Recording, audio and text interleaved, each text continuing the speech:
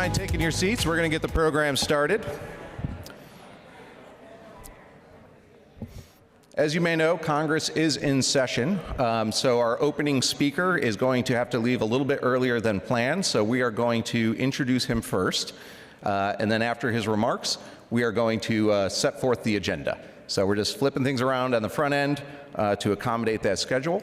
But first, let me introduce myself. My name is Jason Tishko. I'm a Senior Vice President at the U.S. Chamber of Commerce and its foundation.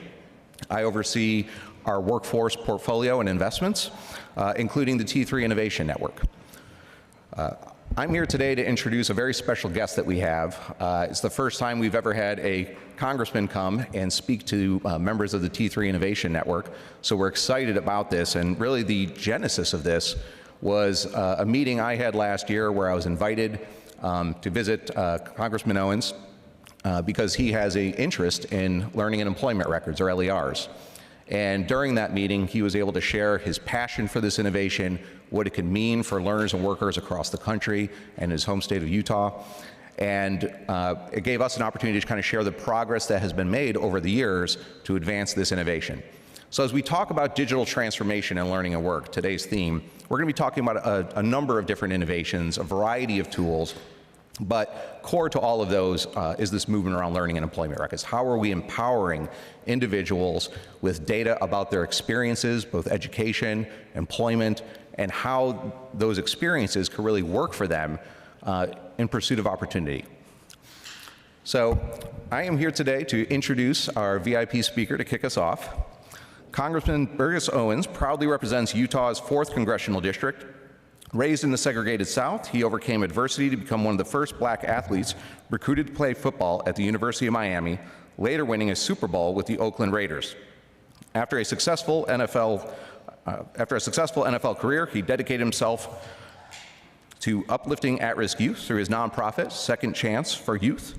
Now, as Vice Chair of the House Education and Workforce Committee and Chairman of the Higher Education and Workforce Development Subcommittee, he is a champion for America's students and workers. Please join me in welcoming Congressman Owens to the stage.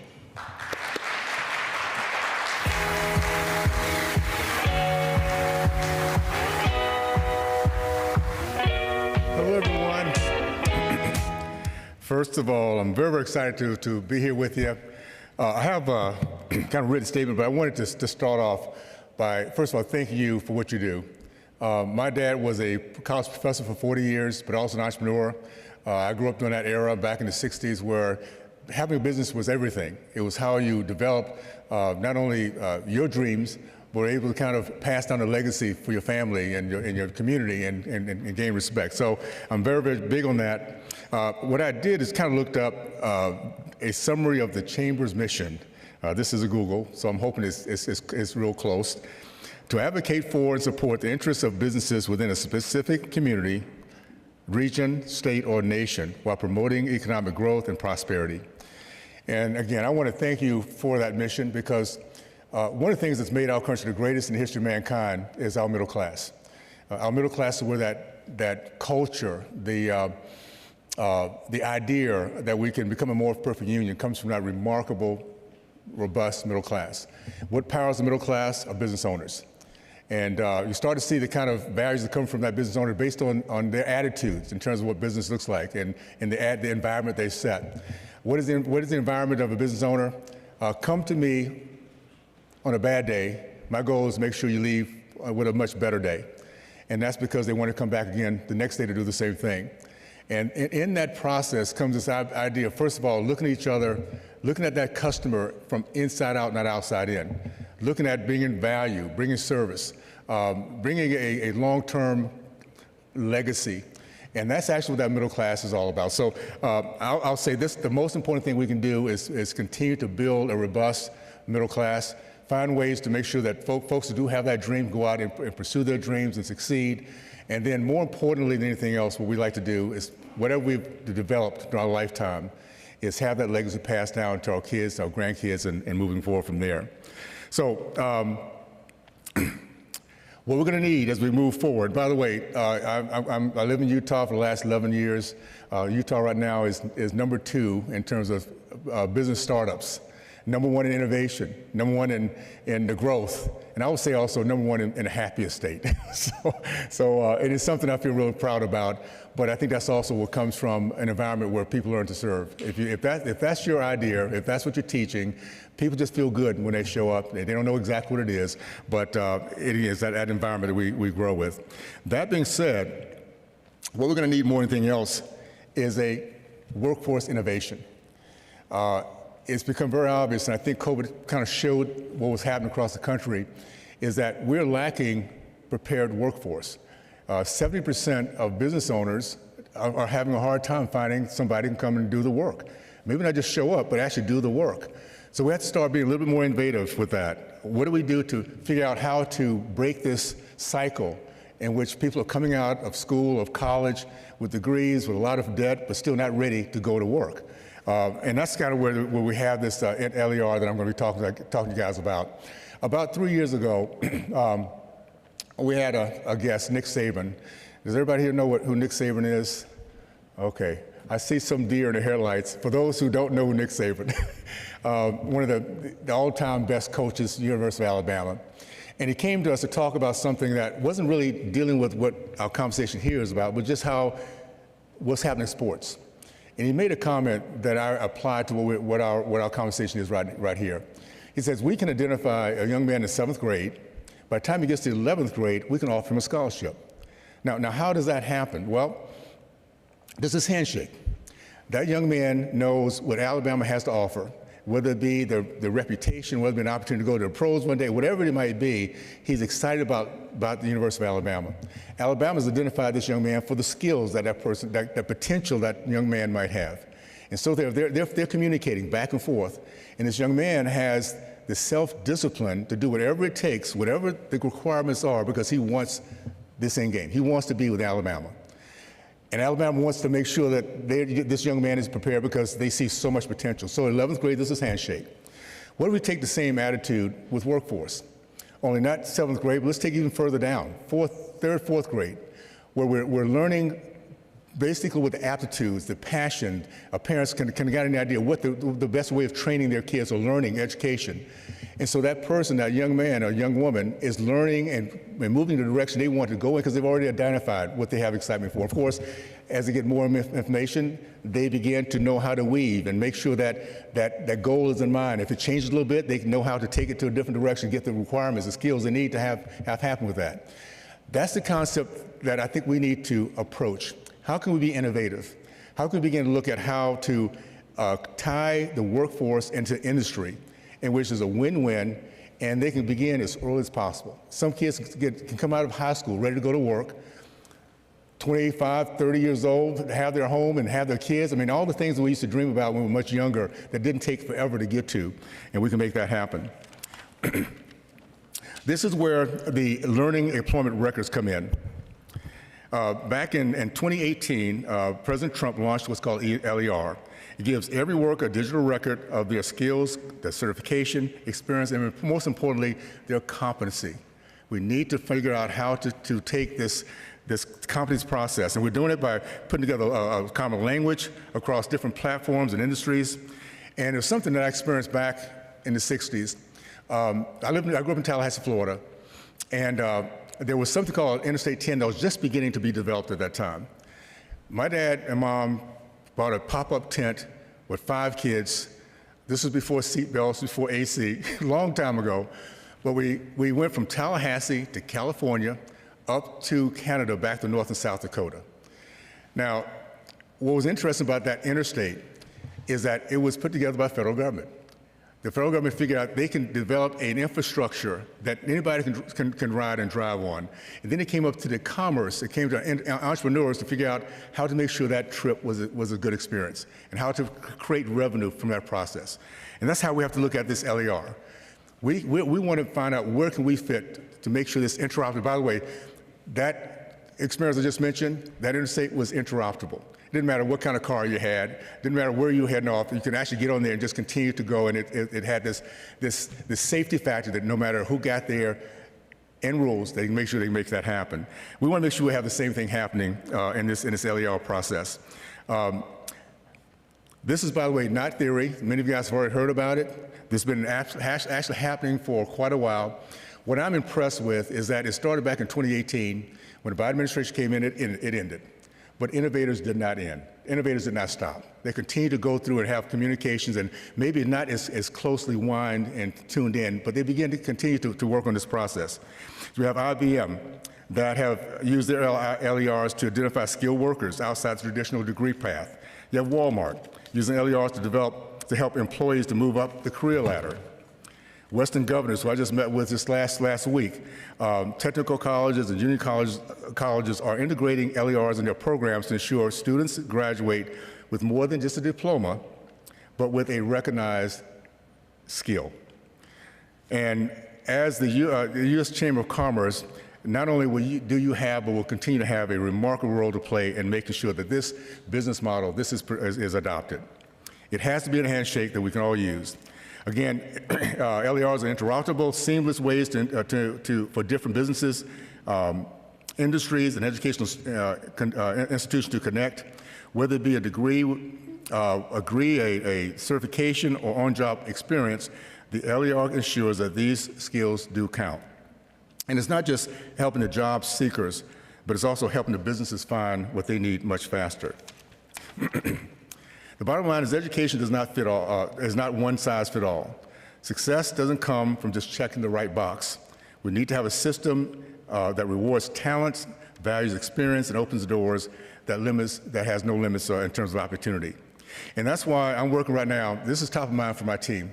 As was mentioned, I'm on the Education and Workforce Committee, the subcommittee chair of higher education. To me, education is everything. I've watched over the years as my community was very much into this. When I grew up in the 60s again, my first experience with white Americans wasn't until I was 16 years old. But in my community, one thing was very, very common. First of all, we loved being Americans. My dad was a World War II vet, and we wanted to command respect. And how do you do that? By working hard, by studying hard, by being articulate and bringing value to the plate. And as we all know, you do that, and all of a sudden, all the exterior stuff goes away as value is shown from inside out. So I've seen what it is to have a community that was totally focused on education. When I left the University of Miami, I left Tallahassee, my goal basically was become a biology major. It was not at all to get in the NFL. It was to do something I thought at that point, because my dad's background, that I could move in that direction. My point is, education was everything. We have lost that focus on that type of education over the years. We now have too many of our kids not being able to read, write, and think. In 2025, it's sad to say that we have so many kids cannot read and write, do not know who the first president of the United States is. We have to get back to basics, teaching our kids how to think, how to have conversations. And the one thing I do recognize, and again, we are talking about the workforce piece of it, but what I recognize is we educate ourselves. What happens is comes a confidence in the way we think. And if we have confidence in our ability to think and articulate ourselves, what happens is we can talk with people that might disagree, but still have respect, because we know that in time, if I'm respectful and I can give a good case, I might be able to bring that person over. And if everybody feels the same way, that's how we become a more perfect union. So education is a key point to this process. When education comes, dreams appear. When dreams come and you believe that can happen, you have hope in it, the things we can accomplish is amazing. We become very, very optimistic about our future. So we're going to, again, work in my office. We're working to make this a reality.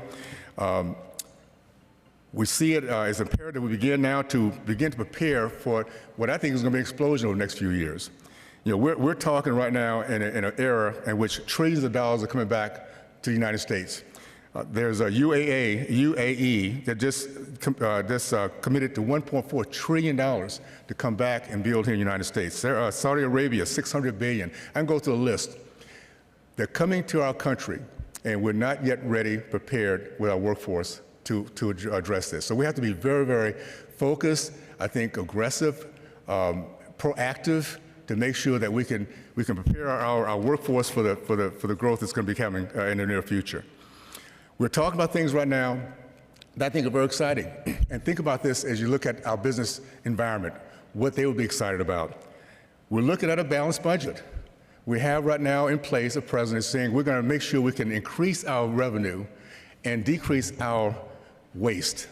Every business understands that our work. It's called return on investment. Imagine that's the environment we're setting for business owners. We have a country and a nation that has balanced its budget. We're looking at external revenue service that is innovative so that the business owners and families can hold on more to their dollars instead of giving up. Imagine a consumer, the number one consumer nation in the world, becoming even more consumer and business friendly. That's what we have an opportunity to do. So as we come together and figure out how to be innovative in our workforce piece, as we begin to increase the confidence in our education system so our kids are ready to go out and perform, my ask is very simply this. We have right now a very, I think, innovative legislative body, a very America First legislative body. I think my class was one of the first, and I'm so impressed with what's happening, the particular freshmen that are coming on right now. My ask is very simply, let us know what innovators need. You guys are the ones, you're out there. You know what the business sector needs. You know exactly what the issues are, what rules and regulations need to be taken care of, or what incentives need to be brought to the plate. We don't know those specifics. We just know we can be innovative legislative-wise if we have an idea of what it takes. So my ask is very simply, now's the time, my friends. Let's be creative. Let's be innovative. Let's be proactive. Let's talk to the legislative body to see what does it take for your industry to thrive, to grow. And I tell you, we put ourselves in a position where business owners are doing what they do best.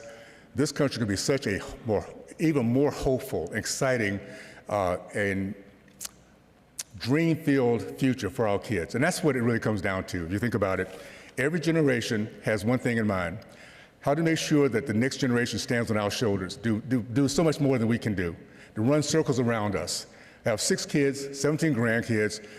My greatest dream is that every one of them runs circles around. Whatever I'm doing today means nothing to them because they're doing so much more. Think about how exciting that would be for all of us to be in that position. So we can do that by innovation in our workforce process, figure out how we can bring more of our kids into the fray, which are going to be needed very much so, and then how we can make sure that every child has a chance to experience life, liberty, and pursuit of happiness. And to do that by parents having an opportunity to give them the choices across the country to go to the best schools possible and then come out and build their dreams. So I'm excited about the process of what we have, the potential of where we are. I'm excited about the fact that I see so much great things happen in the next few years, my friends. Now's the time for us to really come together, be as proactive as you can be, reach out to us if there's anything that we can do to help, to push an idea or concept. We'll be willing to do that, because at the end of the day, it is the business ownership that provides this remarkable middle class. That middle class is what holds on to our future and our values and our legacy. So I just want to say thank you so much for that. I have to go back to the Hill to get a vote in right now, but I just want to come by and say thank you so much, guys, for what you're doing. We're all in. Just let us know how we can help out, okay? Take care. Thank you so much.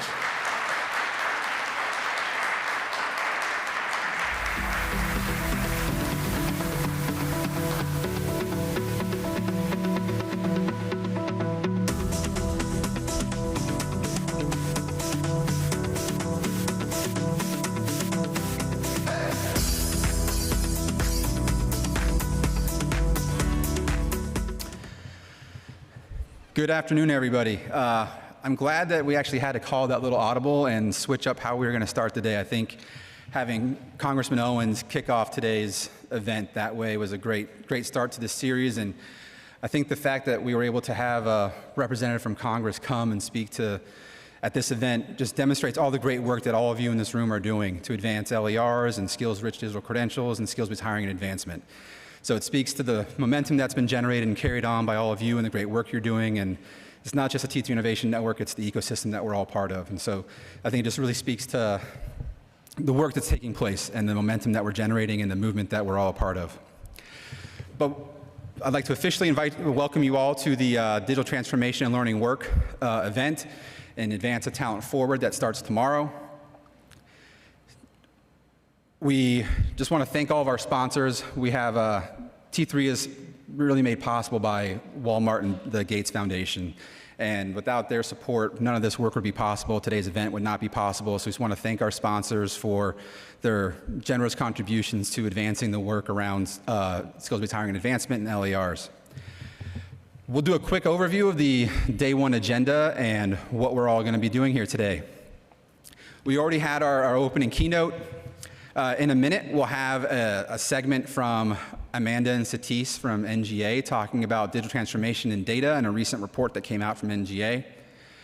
We will then have a panel on better data around jobs, employment, and learning.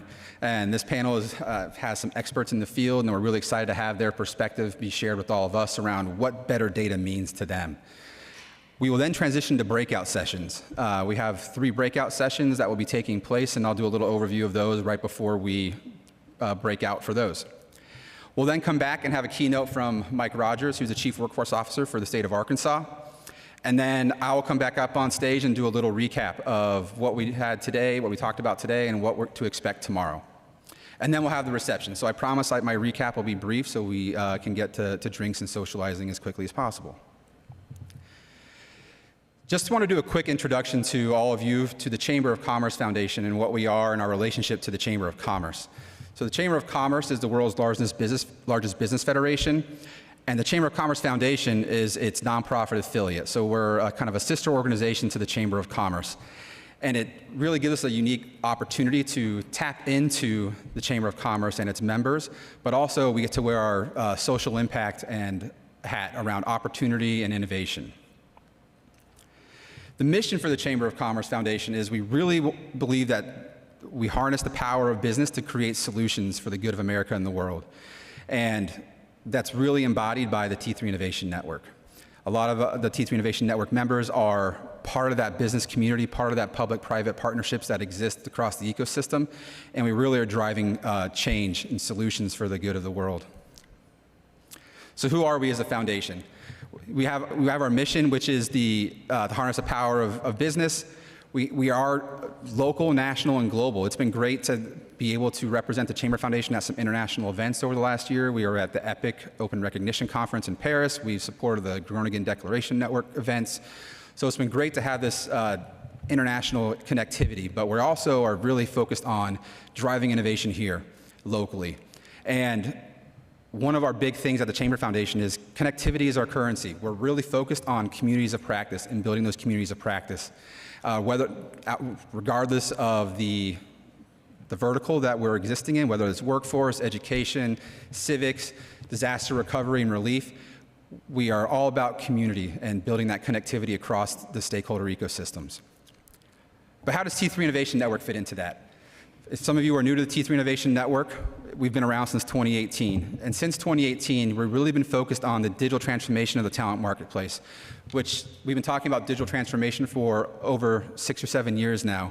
And it's great that we're starting to have events titled Digital Transformation, really focusing on bringing about this transformation of the talent marketplace. And at T3, we are focused on doing that through data interoperability.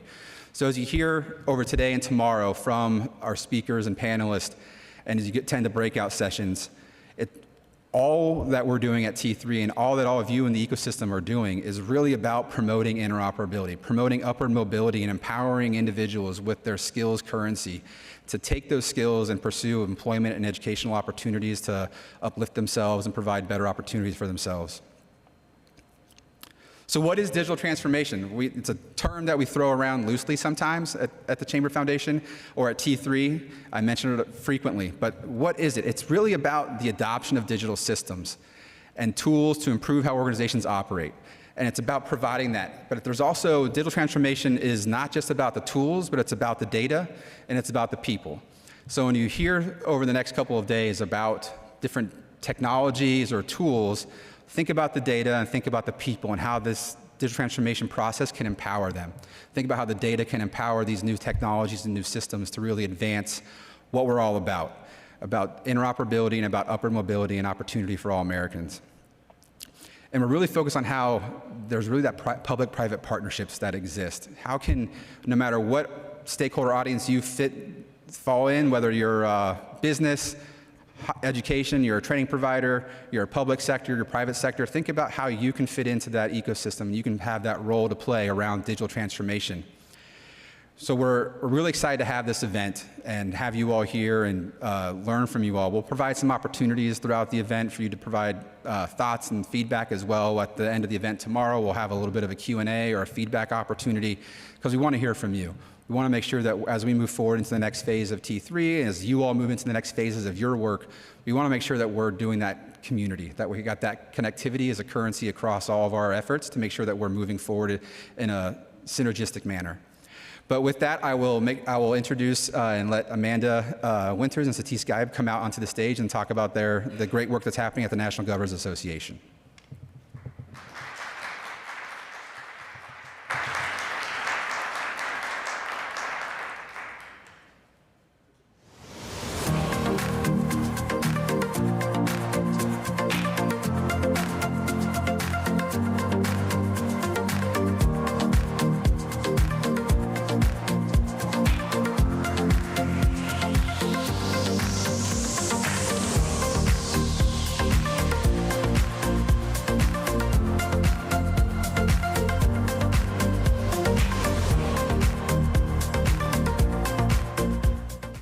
That music is fun.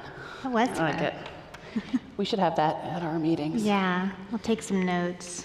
Yeah, be like, I should have planned more of a dance. I apologize for that. Excited to see all of you. Many of you are very familiar faces. It's great to be back in a room together. So we're going to take a few minutes and talk about National Governors Association work in this space, the collaborations that we have with many of you, as well as lots of other national organizations, the public sector as an employer, data around skills, lots of stuff. We're going to pack it into 20 minutes. So bear with us.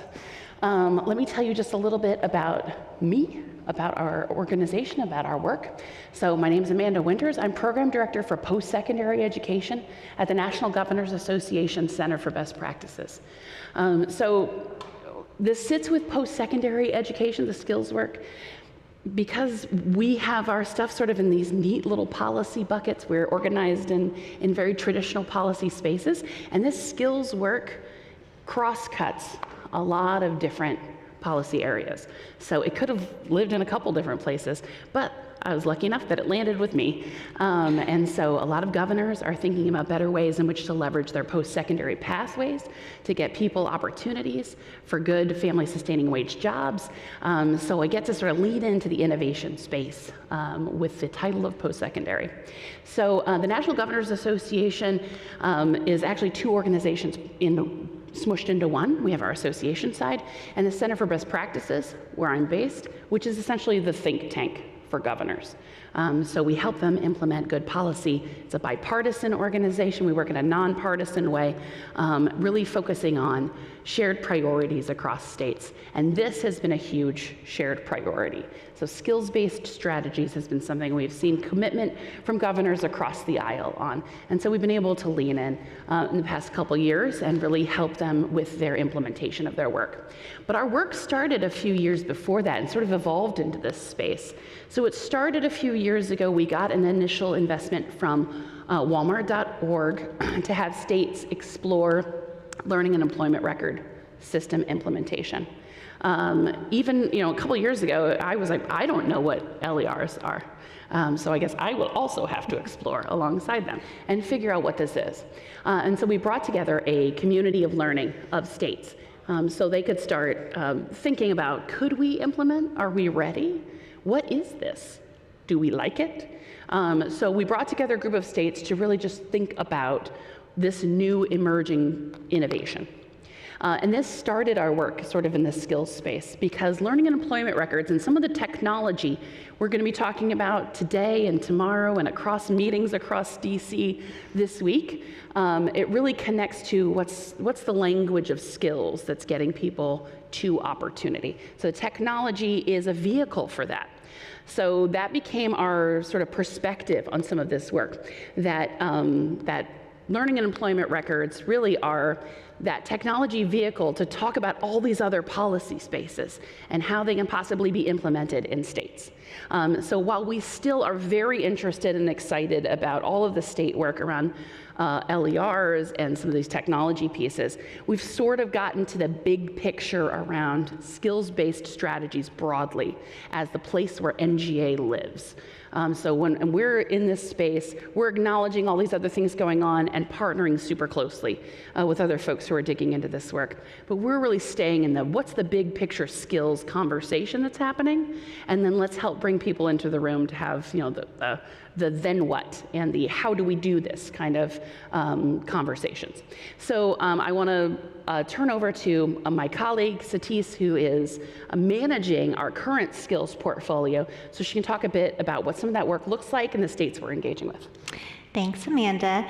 So over the last year, I've had the pleasure of leading our Skills in the States community of practice, which is comprised of 24 states and territories.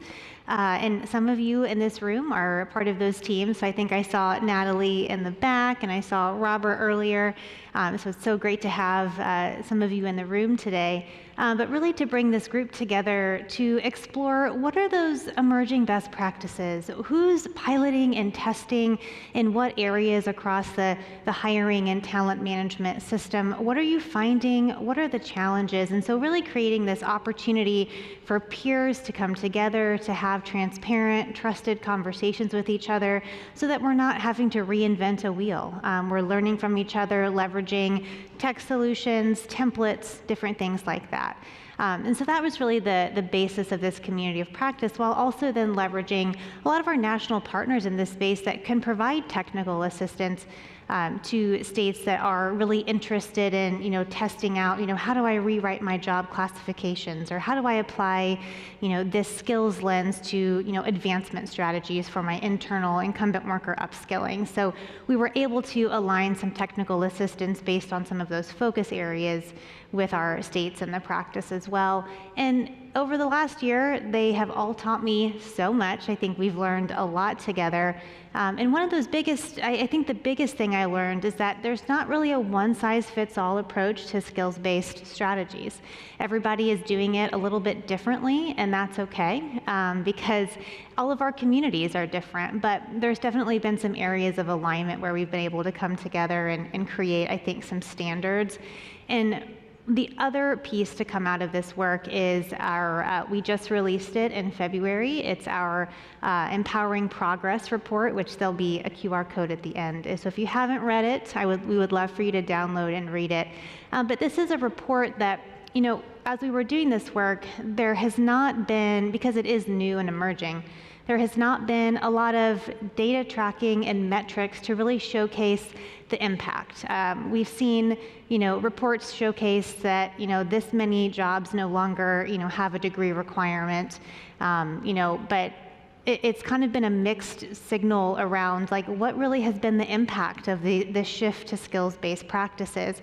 And there's really a void in the space of what are we tracking, what are we looking to measure, and how do we really create a robust strategy to track the long-term impacts of both policy change, but also practice change, and how do we tell the story of what we're doing to the broader community. I think most of us in this room sort of live in this skills space, but the rest of the world doesn't. And so how do we really communicate what the ROI is for this shift to skills, and how do we communicate that broadly to our partners in education and in workforce? And so we need to have a robust set of metrics to begin tracking that align to the strategies that we're implementing. And so that's the other big piece to come out of this practice work has been our Empowering Progress report, which we'll dive into in a few minutes. But I wanted to just give you a quick overview of the work that we've been doing that's kind of led us to this report. Yeah, and I will just, building on what Satis just shared around sort of the data and metrics needed, I think really at the root of this, when we started some of this work, it's hard to define. And so that's, I come from working in a state, and when you think, okay, we want to implement this thing, we have to say, okay, what are we measuring to see if we're successful? Which then sort of gives you your definition. It says, okay, we're going to measure these things, therefore we think this is success. across these states we're working with, a lot of them are focused on different aspects of the work. And so it looks like it's hard to have that one definition of this is what skills-based strategies are. It can look very different in different states, which makes it hard to define and sort of see a national framework for. So as we're trying to look across states and compare what folks are doing and think about how to share some of these practices, it's not really an apples to apples comparison. And so that makes it super challenging. But then also as we're messaging, as governors' offices are thinking about messaging this work, they're all defining it in slightly different ways as well. And so then for us, the implementation challenge, becomes, pretty difficult. The messaging of this, how do we message success? How do we make sure that this early momentum in this space, with over a dozen governors removing, degree requirements where they're not necessary for public sector roles, how do we make sure we don't lose steam on that? And people go, oh, remember 10 years ago when we did this skills-based thing in the States and that didn't work? That's what we want to avoid. We want to say, here's the momentum we're seeing, and this is what momentum looks like. So pretty early in this space, we can say, this is what we think success looks like for our state work. And so our first, the report we're going to be talking about certainly is iterative. We've said, here's all of the ways we can think about success right now.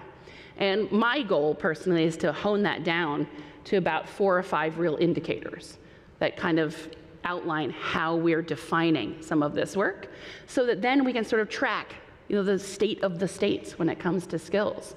Who's doing what? Who's trying new things? Who's innovating? How do we share that? What does scaling look like in our current governance environments, as well as sort of communicating success across a national landscape? Yeah, and over the last couple of years, we have seen a lot of progress in this space, especially when it comes to the public sector, is kind of leading this charge with, we've seen lots of executive orders and legislation that has come out to support this shift to skills-based practices, the reevaluation of 4-year degree requirements for many roles to reduce barriers and to increase access to employment to the public sector. And so we've seen progress, but it's also been uneven, and that happens, and this is newer.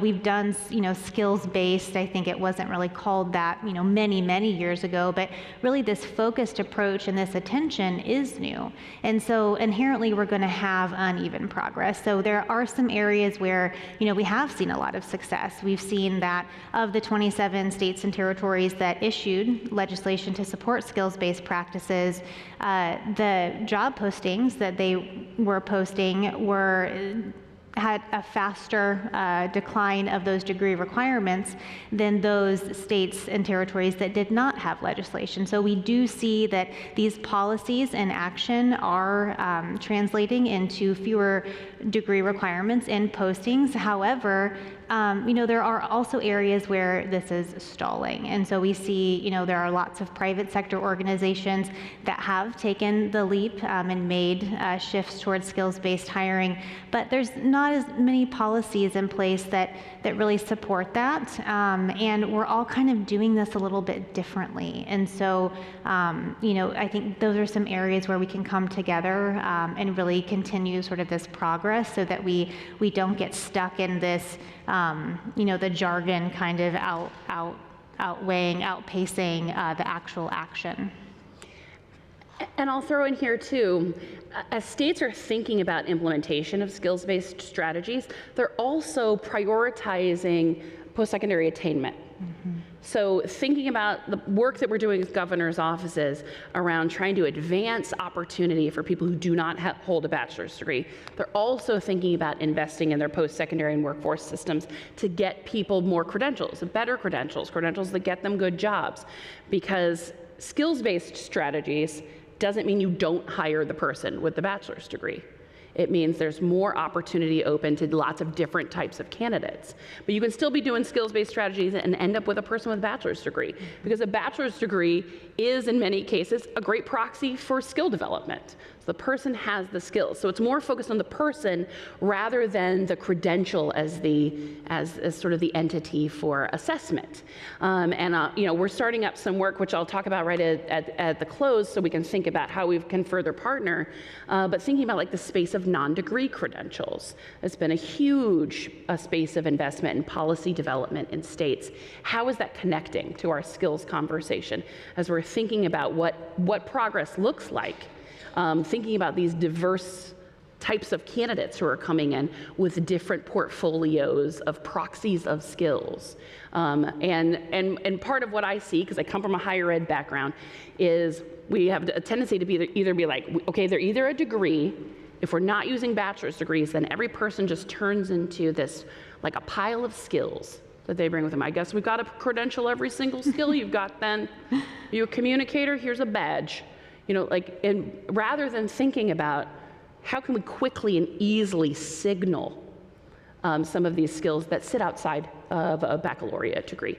So that's one of the challenges too, is thinking about the connection of some of these policy spaces in a more coherent way for states to be able to invest in some of the right pathways, to gather the right kinds of data, and to hopefully create better on-ramps for people who may not have earned a baccalaureate degree, but have a lot of those signals that should be getting them opportunities. And the public sector, just as another employer, really, it is as hopefully a model employer in this space.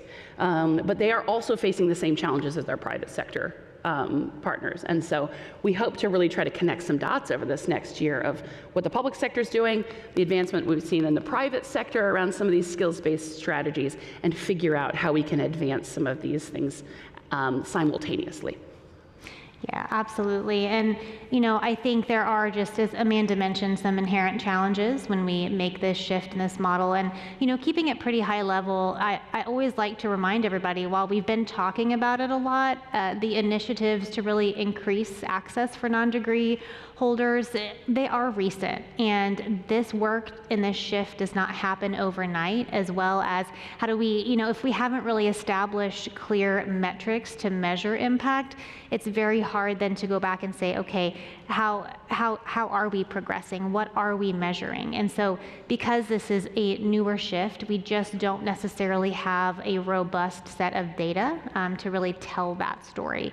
And in addition to that, with the work that we've been doing with states over the last year, it's become really clear that, there are states that lack really foundational data that's necessary to improve systems to identify talent. How do we, very quickly, get someone that, if we're doing this skills lens, do we have the right, systems in place to assess skills and to validate those skills, and how do we navigate and move that information and that person through the onboarding, hiring, and talent management process as well, if our systems aren't communicating and if we're not entering data in a consistent way. And so that was something that was kind of eye-opening to me. I think as I embarked on this work, I didn't think about it in that way. And so it's been really helpful to kind of hear that from states, because it really gives us then a sense of the work that's left to do to be able to have good data sets that can tell this story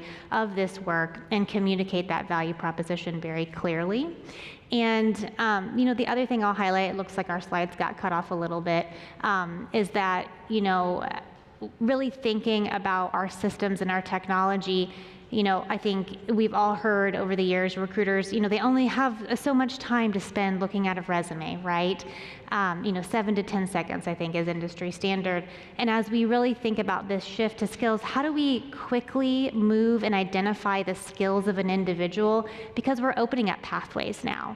And so how do we quickly assess the skills and get them through that pipeline without creating other barriers when it comes to assessment and things like that? So, that can be more costly in the beginning because we've opened up our talent pool, but will pay off in the end. So, to help mitigate some of these challenges, in our report we created some policies and strategies that really align to the various aspects of both talent acquisition and talent management, because we really wanted to say, okay, if you are focusing on your skills first practices around the talent acquisition side, so sourcing and recruitment and those job postings, here are, a set of metrics that we want you to consider that align to these strategies. And so really just helping, states and territories, and really private sector too. I think this report really crosses, both industry, to say, here's the things that you really want to consider. And this is, again, I think Amanda had mentioned earlier, it's meant to be iterative. We'd eventually like to get to a place where we're boiling these down to some very key, top, 5, types of metrics that we can really point to. But right now, since this is so new and emerging, we're really like, okay, how do we align this to the work that we're doing across the entire system in recruitment, advancement, and retention? How do we align these strategies to metrics that we can point back to? So that's what we did. And on this next slide, this is just an example. You'll see a whole set in the report. But this is for job postings and role descriptions. And so, we have a set of skills-based strategies. These are all strategies that our teams and our community of practice have looked at implementing, they've piloted, or they're currently implementing. And so emphasizing skills and competencies required for a role rather than educational qualifications or past job titles. And so really thinking about, what are those skills and competencies, at a foundational level that we need to, write our descriptions to, because we need to hire for that. How do we, create language that really invites, non-degree earners to be able to apply for this role, so that it's not just, I don't know if I can apply. It makes it very clear up front that they can apply. And so those are the strategies in there. And then we've aligned it to metrics like the percentage of job postings that do not require a degree, the percentage of postings that offer a variety of ways to signal competency, such as non-degree credentials or digital badges and things like that. So that's just a quick example. It's kind of a busy slide, but you'll see, if you read through our report, a whole set of those. And one thing I'll throw out, because we're right at the end of our time with you guys, is that there's a desire in states to advance some of these strategies, and also to use data more effectively, and also to use technology and technology innovation more strategically. So, if you listen to governors speak over the past 6 months, it's been AI all the time. They're like, how are we going to use AI? What are we going to use it for? It's going to be exciting. It's going to change everything. And I think one of the realities that we're getting to with a lot of these state conversations is you have to have a certain level, like a certain quality to your data before you can layer AI on top of it effectively. You need to invest in data modernization and data systems in order to effectively use what are some very exciting innovations out there for better assessment of your own data, for better usage of data by citizens of your state. And so there's lots of things that I think state government wants to lean into, but undergirding all of that is better data. And we need to improve our data systems, our data sharing, our data access, and all of these things. So and that is sort of the unsexy part of this work, is that we need to focus on some of those things first before we can get to some of the exciting technology innovations. But we're certainly partnering very closely with folks like the Chamber Foundation to think about how, first of all, to learn from some of the private sector innovations about how the public sector can accelerate some of their work, but also how we can just share learnings and best practices in order to improve opportunities for people who are seeking jobs. Because when it comes down to it, that's what we're all trying to do. We're trying to get people better access to opportunity so they can support their families.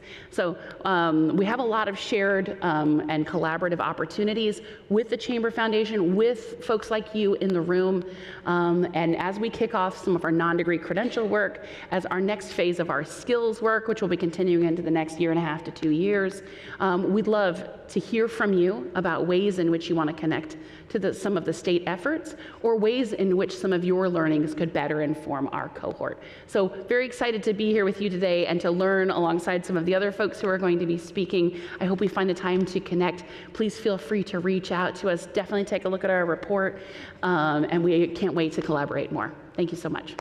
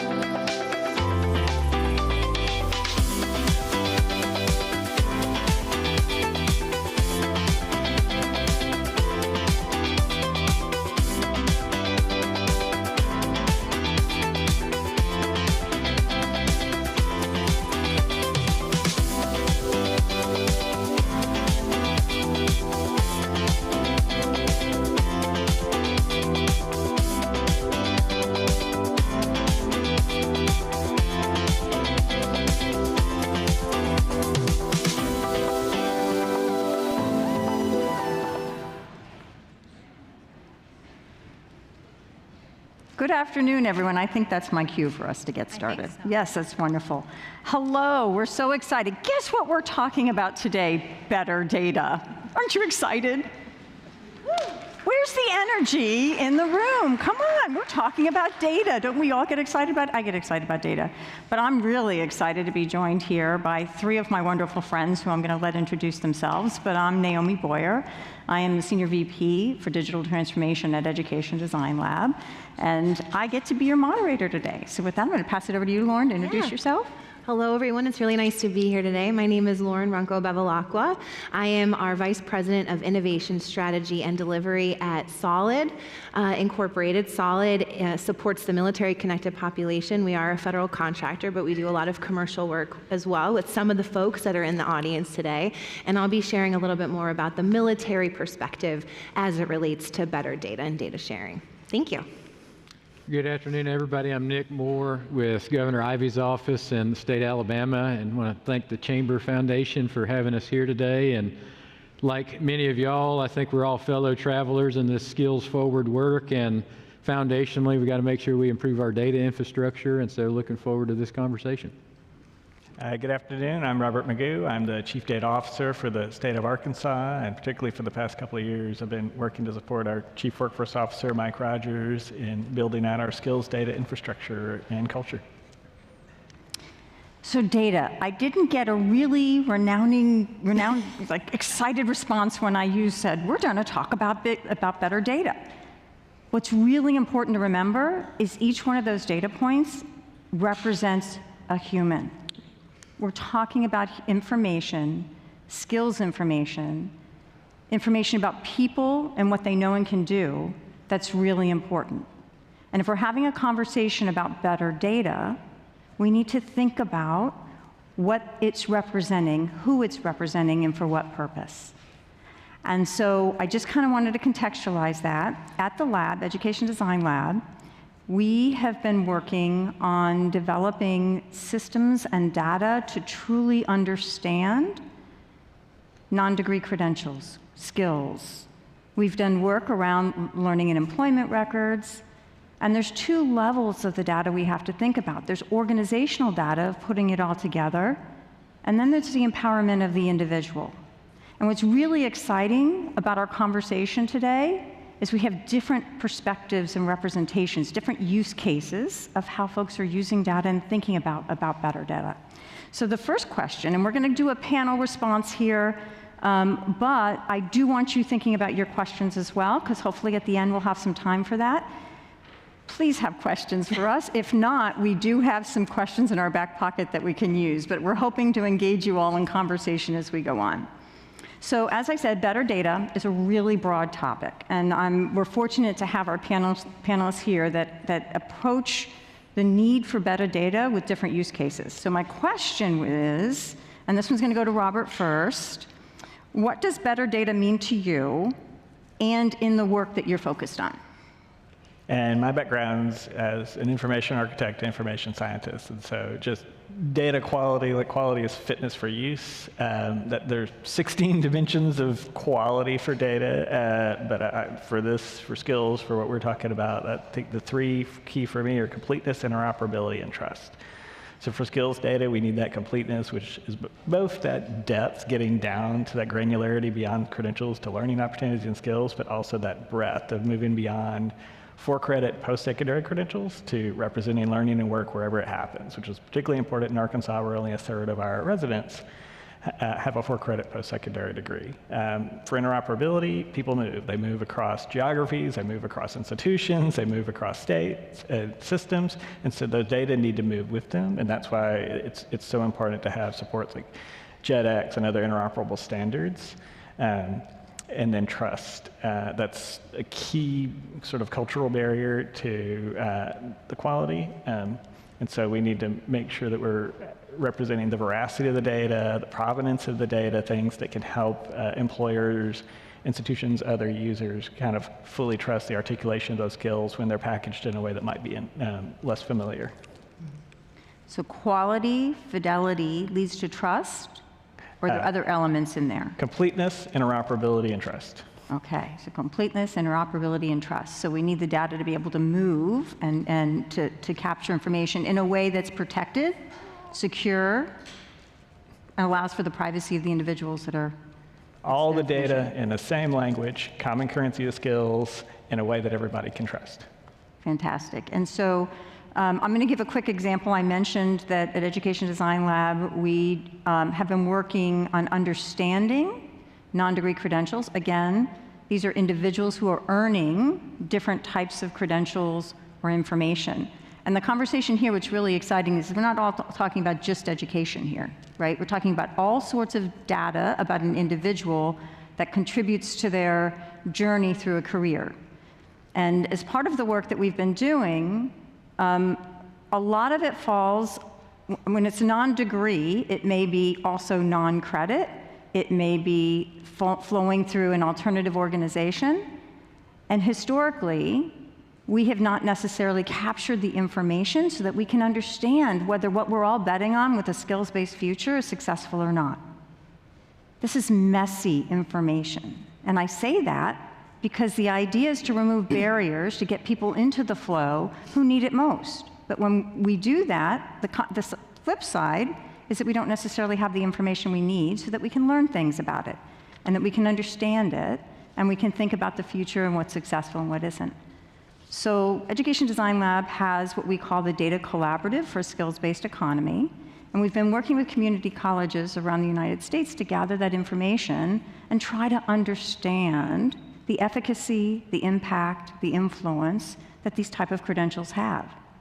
But it's messy and it's hard and it's information that isn't always gathered. And so when we talk about the better data, we need to help groups, individuals think about that, and we need to have individuals who understand why and how their information would be used. So I'm going to move on to the next question real quickly. For those in the audience that are looking to advance their own skills-first journeys, what are the conditions needed to facilitate a sound skills-based approach within an ecosystem or a larger scale, within a state or a larger group or population? And so, Lauren, we're actually going to start with you. Perfect, thank you. So again, I'm honored to really kind of be here to talk about that military connected population. I think it's always really important that we're being inclusive. When you think about the DoD, they are the largest employer in the United States. They're also the largest training and education provider in the world. And I think sometimes we tend to, as the average person, forget that, or we look at it as the military and not necessarily, oh wow, these are highly trained, skilled individuals that just might not speak about what they can know and do in a way that makes a whole lot of sense outside of their role in the service, right? And so as we think about like what's it take to get there, you know, really good data infrastructure. We need to be documenting information in a way that is recognizable, similar to what we just shared, right? Common currency, that skills information, and that's work that we're doing all the time in our day-to-day work at Solid. We have tools that we support. Some of you may have heard of the DoD MilGears platform. That's something that the Solid team supports for DoD, and it's very much focused on taking information that is maybe not in terminology that makes a whole lot of sense, and then matching it up to skills information that can go places. It can take that person on the right journey, whether it's upskilling while they're in service or it's helping them transition into that civilian role upon separation. Because one thing we know for sure is that anyone that serves in the military will be a veteran at some point in their life. And we want to make sure that we take all of that high quality education, training, and on-the-job experience, and we translate it into success later on. So I think the tools are really, really important, and the quality of those tools and the security of those tools are also really important. And so making sure that we're touching that, we have credible frameworks, that we're all starting to utilize the same frameworks again so we can get to the common currency, and that it's credible. So that once that information then transitions to the recipient, whether it's the user or it's the user sharing that information with a higher education institution, with a credentialing body, with an employer, or just in general back out to industry, or even for the service to use if they're trying to maybe put them into a new opportunity, they then can get to a place where it has value because it's the same framework and people know what to do with that information once they have it. If it's all saying something different, it's very difficult to put them on that successful journey, right? And I think that's that whole, data is only as good as what goes in if you want good data on the coming out the other end. So I think that's just a little bit around what we're trying to do with that military population. DoD is very much focused on, they came out with their data strategy back in 2020, and it was very much focused on interoperability of data too. So how do we make sure all of these systems, whether they're legacy systems or they're new systems that are coming out, can speak to each other, because we have to make sure that data can move between systems so that it has value for the individual and that they own that information too. It's really important that the user can own it and they can take it where it needs to go. And so being interoperable, just recently we received approval to be interoperable with the Joint Services transcript. That is the one kind of piece of military documentation that transcends all of the services outside of the Community College of the Air Force, which is specific to the Air Force. But it's language that talks a little bit about more what someone knows and can do, right? Whereas a DD-214, for example, which verifies someone's service, really doesn't say a whole lot about the skills they're bringing with them.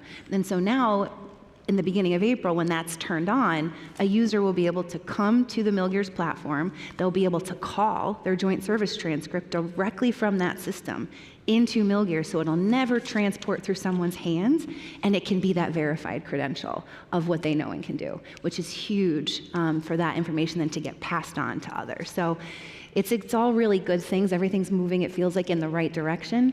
And when we start to talk about policy, I think that's going to be another big catalyst for getting us there further and faster.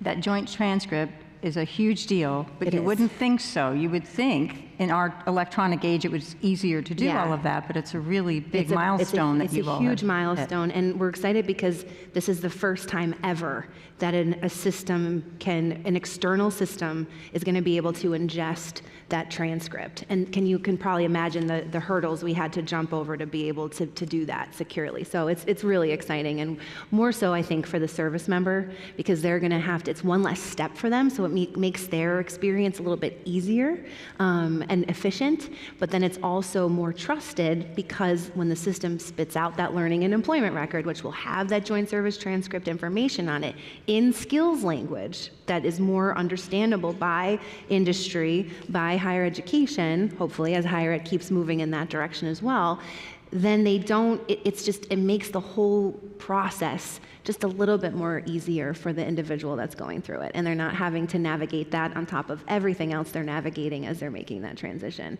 And the last thing I'll say is the military is a great microcosm of the rest of the population. So when you try it there, and if it works really well, it makes it a little bit easier, I think, to make the case to push it out for everyone else too. So we've got a lot of hope that this is going to do that. I was just going to say, can you imagine every single education institution with a transcript that had that level of skills information It would be huge. embedded in it available to each individual? It would be huge. So hopefully we'll see some positives that'll keep, as an offshoot of this work, we'll get to see more happen in that way. Fantastic. And Nick, I promise we're going to get to you in just a second. Robert, did you want to add anything to that question? If I think about the three enablers that we'd be sunk without, it's coordination, collaboration, capacity. I think the biggest move we made that was helpful was not any kind of technology. It was I made up a position called Skills Data Coordinator because I realized that this is a whole person, this is a whole role. Well, now it's a team. We call them the Skill Squad. But just to have that focus, so somebody's focused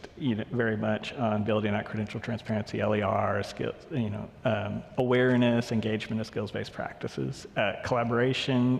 Once we've kind of got everyone moving, focused in the same direction, everyone needs to get on board, and that's where Mike Rogers and our governance workforce cabinet have been, instrumental in making sure all of our departments, all of our providers, all of our employers are all kind of on board, moving in the same direction, and then capacity. If we didn't have integrated data system capacity, I don't see how we could do this. So I think integrated data systems, robust integrated data systems at statewide level are critical. Yeah. Wonderful. Okay, so now a hot topic. One, of course, there's no policy issues going on now with any of our governmental entities. So the next question is, what policy conditions are needed to get started, and what policy changes could make your efforts even more impactful? And Nick, we're going to start with you. Well, part of what we're trying to do in this work is create signaling mechanisms between the supply side of education and training providers, institutions, and the demand side of employers, with individual students and job seekers sitting in the middle. And so it takes a state, or at least an entity large enough to have a deep enough population bench to make that marketplace come to fruition. And you also have to do that in a way that is iterative, and we can use data to continue updating that work. And so what we did in the state of Alabama is codified something called the Alabama Committee on Credentialing and Career Pathways. And I always joke that if we could do that over, we'd probably pick a different name, because people hear CCP, is that the Chinese Communist Party? No, it's just a fully capitalist organization of 7 members of business and industry that are appointed from each sector. And their job every year is to use something that we call the 5-star test, using our primary labor market information plus some secondary LMI that we get from, but we like to primarily use that LMI that we get out of our state labor exchange. And we come up with the regional and statewide list of in-demand jobs. And then we come up with the DNA of those jobs through a nested ontology of skills, and we've gotten all of our employers to agree on what a lot of people would call the ready-to-work skills that are the first tier of every job, and that's consistent across each of our 365 in-demand jobs. Then secondly, you've got what would be sector-specific skills, and the skills that are particular to that ONET code, and then any credentials that have been mapped to it, because the idea is that we want competencies and skills to be the currency in the labor market. We want the credential just to be the wrapper. Amen. And so if you can use AI and a tech stack to also do that, to where we're not asking people to do duplicative entry, and you can interoperate with an HRIS or an ATS from an employer, or a student information system from an education training provider, a lot of that matching work can happen in the background, to where we take the SIP code or SOC code, and then we crosswalk that so that every learning assertion can be broken down and modularized in terms of discrete competencies and then built back up. And so I know later in our discussions, and a shameless plug for our breakout, we can tell you more about the talent triad. And I know Arkansas has got launch, and several other states have got similar solutions that live out that notion of a supply and the demand side of the talent marketplace, because you've got a learning and employment record to where somebody can translate, transcribe, and be able to use, 30 years ago you could retire from one job and you get a golden watch. Now somebody needs to be able to own their learning in a self-sovereign way, translate, transcribe, and transact that data in the labor market, maybe in 20 different jobs. And then similarly, there's this information asymmetry to where employers are looking for individuals to hire and individuals are looking for opportunity. And so this Gordian knot of people walking past each other, a lot of that is because there's not a one place or a single job board for people to go to where you can translate your learning into skills, employers translate their job description and skills, and kind of make that match happen. So there's a lot of fellow travelers, certainly the work that Jason's doing with the T3 network and what y'all are doing.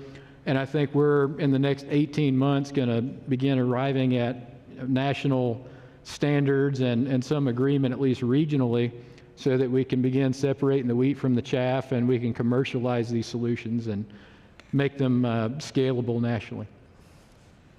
Fantastic. Now, Lauren, I know from your perspective in the military, there's a lot of policy issues that you want to mention. I think it's so complicated, because there's the federal policy around it, then you've got the state policy, and if you think about the military, while yes, obviously we've got the active duty, we also have National Guard and Reserve that are in all of our states, and so you need to make sure that there's alignment there at the federal, state, and local policy level. And I think there's sometimes a struggle with that, trying to align policy in that way. And I think then when you think about the interpretation of the policy, right? So the services each it's with them to interpret when policy comes out. They're not told exactly how it has to happen. It's up to them to interpret it based on the priorities and the needs of that individual service. And so right now I could tell you that there is a ton of data work happening in each of the services. A lot of it is happening in silos. It's not necessarily engaging partners across each so that they're sharing resources necessarily or even sharing lessons learned, which can be disheartening at times because you're trying to move, everyone's trying to move in the same direction. It's just they're all taking different ways to get there, which isn't necessarily a bad thing unless you're in a silo and you're not communicating with each other. So I think that's been a really big struggle. We are in so many different meetings at Solid, and every time we're in a meeting, someone's like, oh, wow, you're doing that? I wish we knew you were doing that. And we're like, well, who else? We just have to have like a line open that people can call in at any time, or we just need to get public service announcements out there. I don't know how we're going to get the information out more than we do, but you learn something new every single time you're on a call. But it's good work, and so you try to promote it and you try to work together to, again, take it further. But I think there's also a lot happening. Like the way that we have been able to do a lot with our work in particular in support of DoD and the services is that we're also doing work on the commercial side or the nonprofit side of the world. So it's important a lot of times for the government to see proof of concept. And the only way to get proof of concept is if you can go out, and we're so lucky that we have partners. We've done work with a design lab. We have work in Alabama and Arkansas right now, as we're funded through Walmart Foundation, where we work with T3, and we're part of the Experience U with Orion Talent Management. So like we're doing all of this work outside so that we can learn how to do it, make the case that this is the right direction to go in, and then demonstrate that and say, okay, now let's get policy to line up and go in the same direction as where the work is going, where the ecosystem is going. And so it's been really interesting to see. It's also, I think, been really interesting to see kind of what gets funded or policy come out without funding attached to it, which is really difficult to navigate. I think we'll see it with like military credit for prior learning is a great one. I'm sure many of you are familiar with the ACE, the American Council on Education, and their credit recommendations. And institutions are, many states, I think 46 states currently have policies around military credit for prior learning. But a lot of those policies don't have teeth in them. Like they just say, you shall recognize military credit on your institution, but there's no parameters necessarily around how to recognize it or what to recognize it for or what to really do with it. And so a lot of times that policy brings with it unintended harm, right? Where they might give a lot of elective credit, for example, which might then put someone in a situation where they run out of financial aid because they're considered a senior, but they really only have done sophomore level work in their major, right? So that's an example of where there's sometimes unintended consequences that come along with policy if you don't have the right people informing it and having that collaborative conversation with all the different stakeholders in the room. And so that's something I think we need to do a better job of. And then also that funding element, like if you're going to put policy out there, I know it's tough right now. It's tough all the time when it comes to funding. But a lot of times we rely on foundations and philanthropic entities to fund some of these innovations, right? They're funding most of these innovations. That's not sustainable. Like it does something good. We get that proof of concept out there. But as the states start to implement policy and take on policy, that funding is really important so that we can make sure that the resources that are needed to sustain what we're building is there.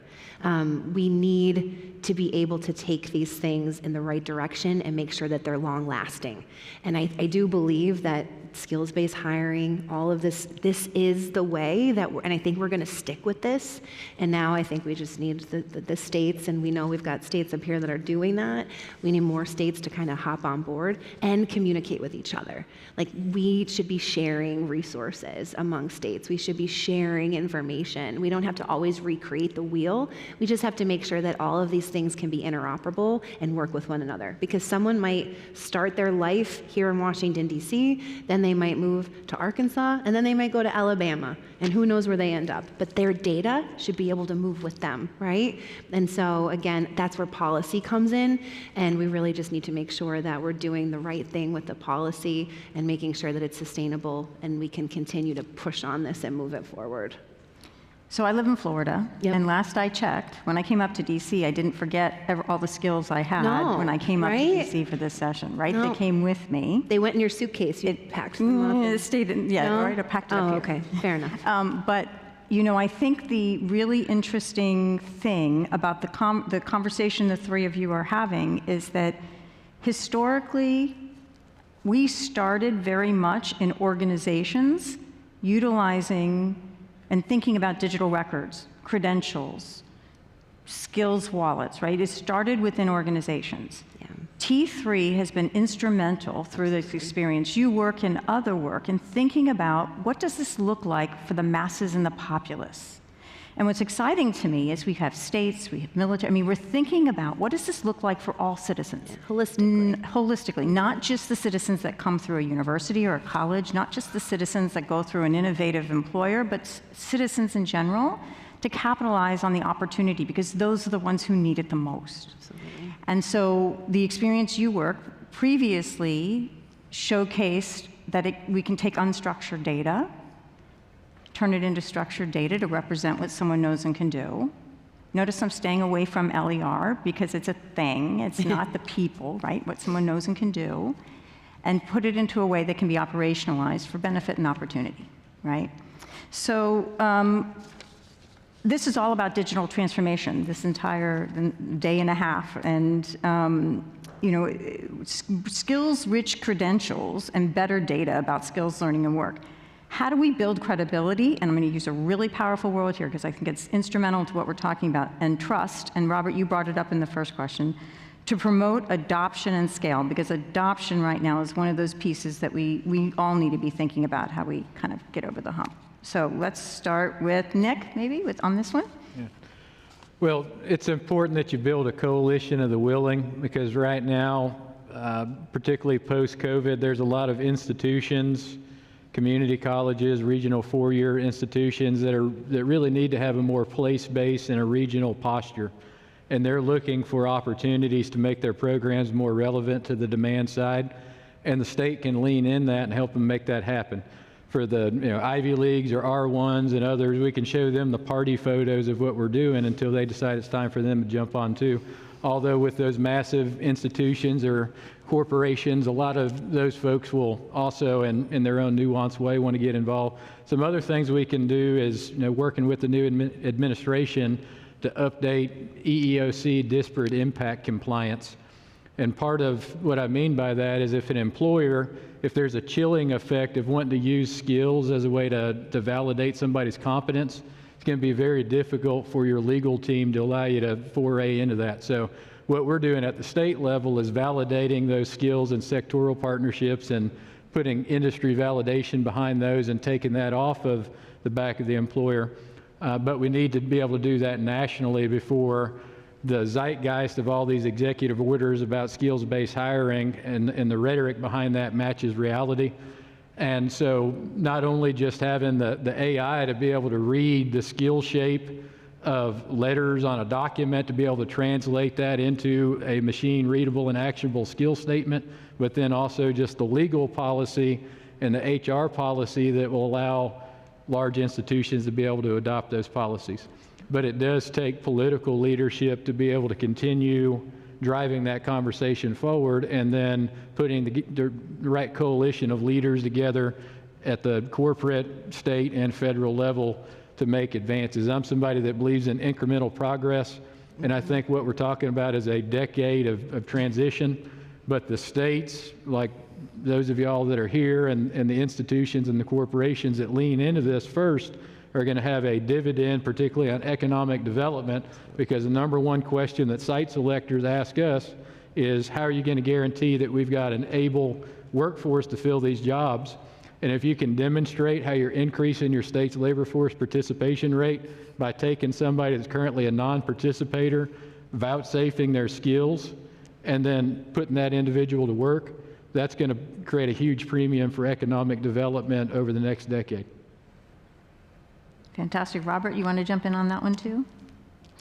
And on this one, I think transparency, governance, and culture change. We're trying to make sure that we've got full transparency across the credentials and who's providing the stewardship and linked registry issuers. for governance, making sure everything's safe, everything's compliant, that we're getting the utility, but we're doing it in a safe way, and the culture change. We ran into this. One of the first things we were issuing LERs for were reentry programs, and there was a lot of kind of hesitation around LERs, and so we're kind of filling that out with user-centered design and making sure that we can have all the tech in the world, but it moves at the speed of culture. Fantastic. All right. Now's the time. I told you to get your questions ready. Do we have any questions from the audience? Really? There we go. I knew it would just take a few moments.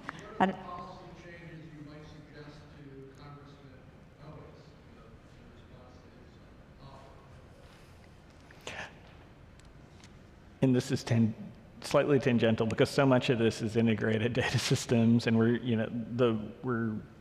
this isn't a WIOA thing, this isn't a SnapENT thing, this isn't a higher ed or a secondary thing. This skills crosses all of these. So, OMB has issued new uniform guidance to allow make it easier to braid funding for these types of things, but it's very complicated. Not everyone can do it. It's a lot of work. So I think things like the WIOA authorization, the demonstration authority, ways to make it easier for states to innovate and spend fewer cycles doing that would be helpful, but also a lot of the silos that we have were created by funding silos. So, but people don't come to us in pieces. So we have to put everything back together to serve the whole person. And on this question of around, because I could talk about that, and I appreciate that question. There's a lot of things that we could do to inform our delegations in Congress, and a lot of, I think, serendipitous timing. If we could do a concurrent reauthorization of WIOA and the Higher Education Act, that would be kind of the ultimate, but that's likely not going to happen. So in lieu of that, I think providing regular formula-based data infrastructure funding to states and to governors to allow the governor to allocate those resources to the agency that they deem to be appropriate. A lot of the federal data infrastructure funding cycles are competitive, they're not regular, and sometimes they cherry pick a particular agency that it has to be housed at, and sometimes that doesn't make sense in the state and local context. And lastly, I would also say let's make the performance outcomes truly outcomes-based and not inputs-based. Right now, let's just take example, the Workforce Innovation Opportunity Act, or WIOA. If you look at my Pearl data that I get every year from my state, it's telling me I'm doing a good job by training 4,000 people, and only a third of those are trained in the job for which are employed in the job for which they were trained. It takes 40,500 people to increase our labor force participation rate 1%.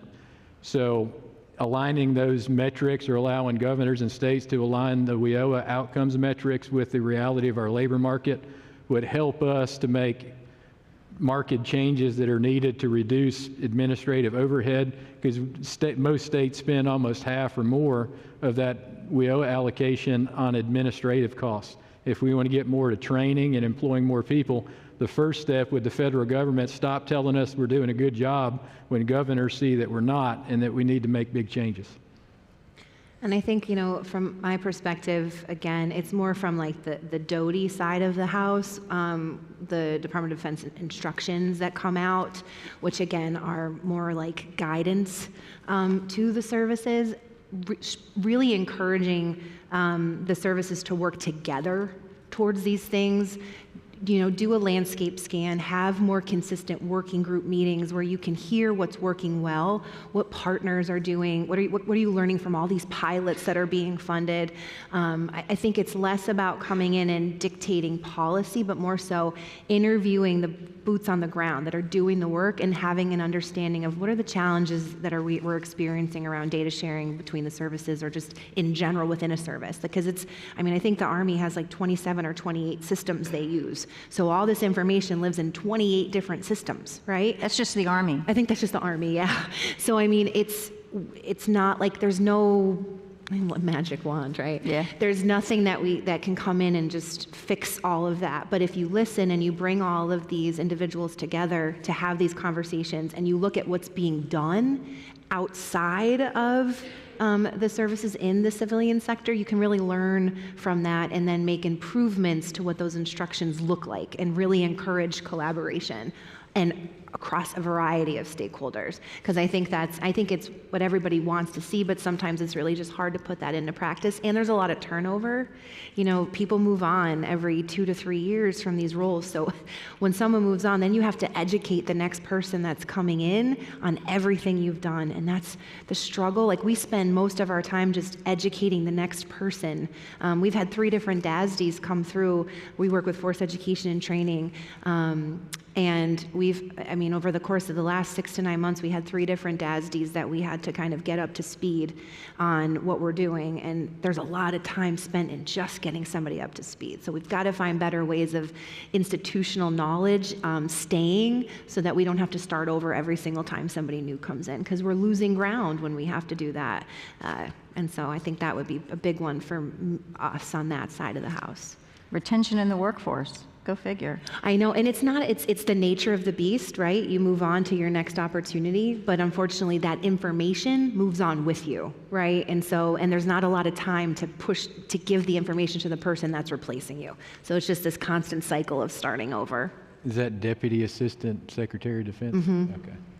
Sorry, yeah. Thanks. A few little acronyms Just you were a guess. throwing I in know, there. I'm sorry. I live in a very acronym-heavy world. And Lauren likes to talk about the magic wand. I know. I prefer to do one of these, but Yeah. I think we had other questions that were out there. Yep, wonderful.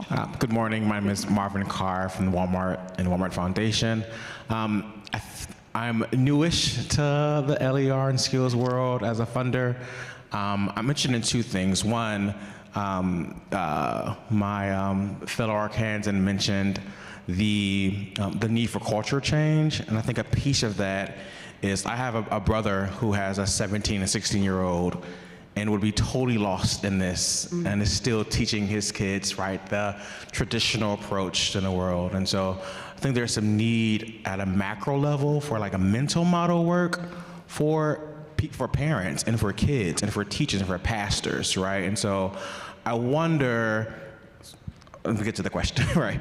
I wonder, where do you see the role of government and philanthropy in actually getting to the culture piece here, to getting the work? Yes, we have the infrastructure work that you guys are doing awesome work on building, but how do we actually change the mental models of everyday Americans to be able to benefit from this? And what would you tell philanthropy to do to support that work? I think that's a fabulous question, because we're coming back to the humans, right? Because it's about what I can do with the information, about what I know and I can do, but it's also a more general public awareness, which is where a lot of our acronyms and self-speak that we do in these spaces needs to start translating to a much more mainstream environment if we're going to have more large-scale adoption. So, And we've got to democratize access Yep. to the data that we're collecting, and realize that we don't collect administrative data just to squirrel it away in a silo and do nothing with it. And we've got to take a 2-gen approach to that and recognize that the same young people who don't know what they want to be because they haven't seen what there is to be, that could be true sometimes for their parents too. So whether it's the American one-stop career center system, or whether it's our career technical education and high school guidance system, as a country, we've got to see that we're serving 2 employers, the students and their families, but also the potential employer, and to make sure that there's a reciprocal feedback loop about opportunities that present themselves to young people and adults. And we have to get past what in a lot of ways becomes an unrestricted customer choice model, to where a lot of times career counselors and navigators feel uncomfortable sharing information about benefit cliffs, about wage progressions, and we really have to do that. And it's not to say that the individual doesn't get the final choice, they do, but a more informed customer choice from a 2-generation perspective, I think, can lend itself to a better culture of appreciation for data, and for people to not have this trepidation and sometimes a deficit-based mindset about restricting access to data. So access changing the narrative. Other responses on this one? And we see this as sort of like moving out in concentric circles. We think that like government has a role to play, and that we have things we're accountable for with so many employment, workforce, training, employer services. And so we're making sure that we're at least being good stewards of the data we're accountable for. And I think the different way we kind of think about what Nick said is we're taking the administrative data that's data about people and trying to kind of mobilize it so it's data for people. We're giving them that utility so they can take it, understand it, and use it for value. But then we're kind of working out with, as we do more place-based strategies, with working with our community-based organizations, things like that, to at least give them resources with the infrastructure we set up. And then, in trying to engage in partnerships. And then from there, hopefully that will just take off because we've gotten some initial momentum and initial critical mass. As far as the role of philanthropy, with the braided funding, like a lot of the federal funds will only sustain things once they're set up and operational. A lot of the federal funds are not great at supporting innovation, supporting discovery, supporting that proof of concept of, there might be a better way to do things, and that's where philanthropy has been critical to us, to like getting legs under things enough that we can use federal funds to then sustain it as a public utility. And if I can add, I think that kind of goes back to the point I made earlier around like the funding coming with the policy. So we get a lot of pilots funded through philanthropy, which is fantastic, but there's a lot of pilots, right? And I think it's at some point it's identifying what pilots are ready to go to the next level and maybe starting to put those funds into getting those pilots to the next level versus funding more pilots and more pilots and more pilots. Instead, let's invest in what's working and then collaborate, right? So if we've got 5 pilots that did really good work, now let's take those 5 pilots and fund them to work together to take it to the next level. Let's not do a whole other round of funding pilots, because you get a lot of vaporware, a lot of people telling a good story, but when push comes to shove, it's a lot of money that could have resulted in better outcomes had we used it to have these entities get to phase 2 of the work versus only funding phase 1. It's really important, and I would love to see. I was at Lumina Foundation prior to coming over to Solutions for Information Design, and so I've been on the funder side of it, and I do miss sometimes being the one giving away the money versus the one having to go find it. Not gonna lie, it's nice to have the pot to give, but I came in when LERs just really kind of got started and had to learn about all of this, and I can say we had been part of that problem too, where we were funding pilots, and so again, pilots are great, but get them to the next level, because we don't know what it's going to look like anymore. We don't know what funds are going to be out there to help us remain and be sustainable and scale. So help us scale, because I think there's going to be a lot of value in that. And we're going to get further faster if we can scale with some of that philanthropic funding. Times 10 that, because we've got a short window, Yep. I think, before, last year, I don't know if y'all were here when we had the your CEO was here, McDonald's, Home Depot, all these Fortune 500 companies. We've still got that momentum there, and a lot of that's tied to labor market dynamics. Got a hot labor market right now.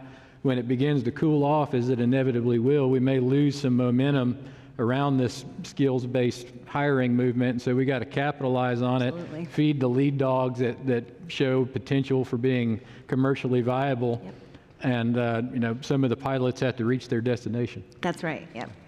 And I'll say Education Design Lab is a nonprofit that also benefits greatly from our philanthropic funders, Absolutely. Walmart being one of them, and we're very, very grateful for not only Walmart, but others that help us see that larger space and help connect us to other work that's going on so that we can all be very much more successful together, so that we can all partner, so that we can be just as interoperable as we want our data to be. That's right. So I'll just leave that.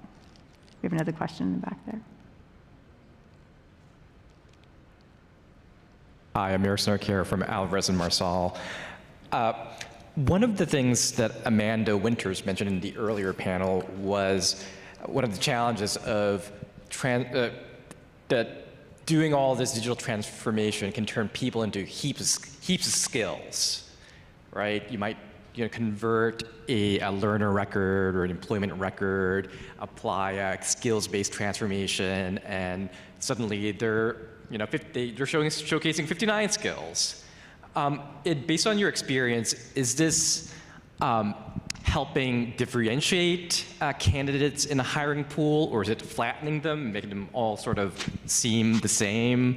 And how would you reduce sort of the burden on the hiring managers to actually differentiate who would do a great job for a particular position? Well, it depends on your solution and how you address those concerns, but we followed the digital promise principles of self-sovereignty, and one question that I thought I'd never have to ask, because when all of us, were little kids sitting on mom and dad or grandpa and grandpa's knee, one thing most of us heard at least once in our life is, what you learn can't be taken away from you. That's the one thing that nobody can take away from you.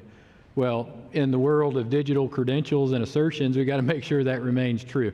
So making sure that somebody owns their learning and that they can curate their skills and experiences in a way that remains self-sovereign to them, I think is critical.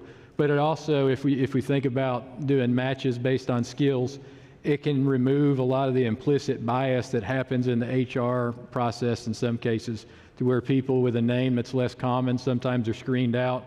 So if we're just matching people based on skills and you're doing that in the right way, you can prevent some of those unintended harms. But you can also, we don't have time to get into it, but you could end up doing it the wrong way, to where we arrive at a Tower of Babel solution, and we status quo tends towards the inertia, and we're less well off than we were in an era of time and credit-based assertions.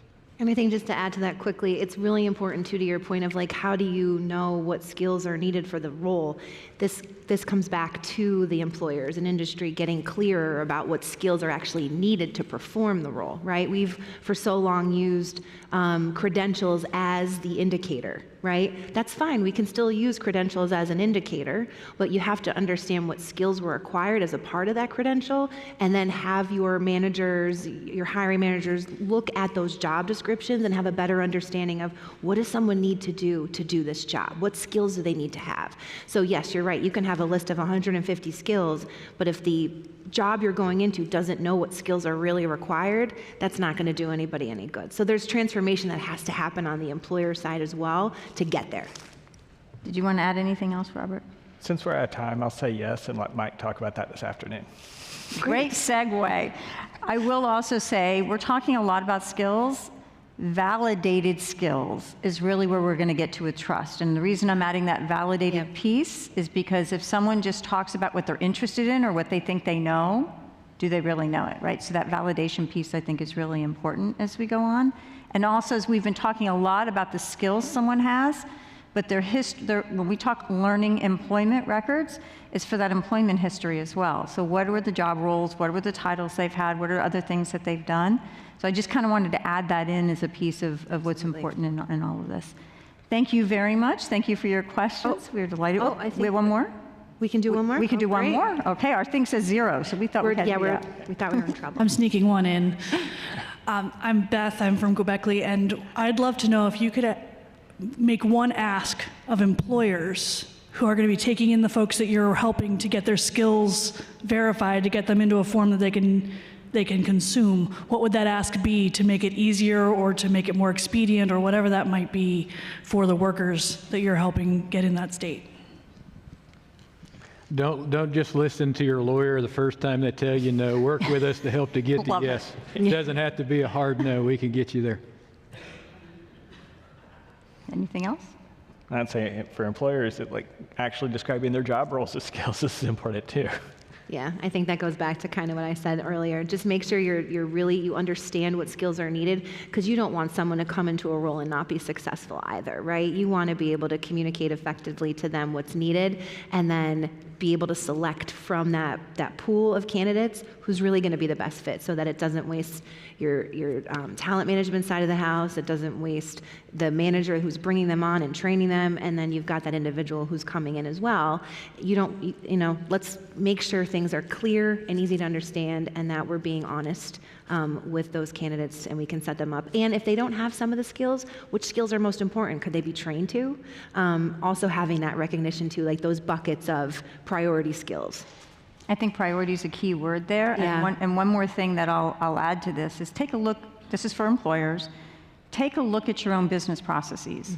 What does it look like as part of your recruitment and your hiring process? Are you allowing for those skills to be recognized through that process? Or is it only the credential you're asking for? Or not? Like, what does that look like? We know from our partners at SHRM that with the advent of AI, as resumes come in and people are creating those resumes, they're all going to start looking the same because they all have the job descriptions with them. So these skills can really distinguish and define what someone knows and can do, but if they can't get it through the door and part of that application process, it really isn't going to matter.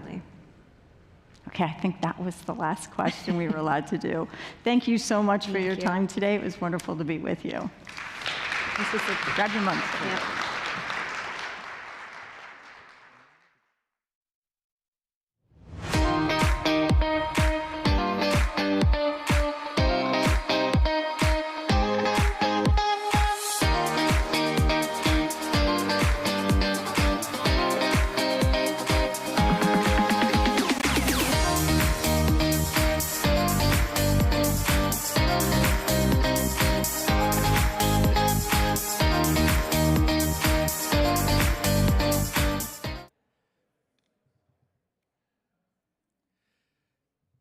It's been a great session so far. We're really excited about all the content that's been provided.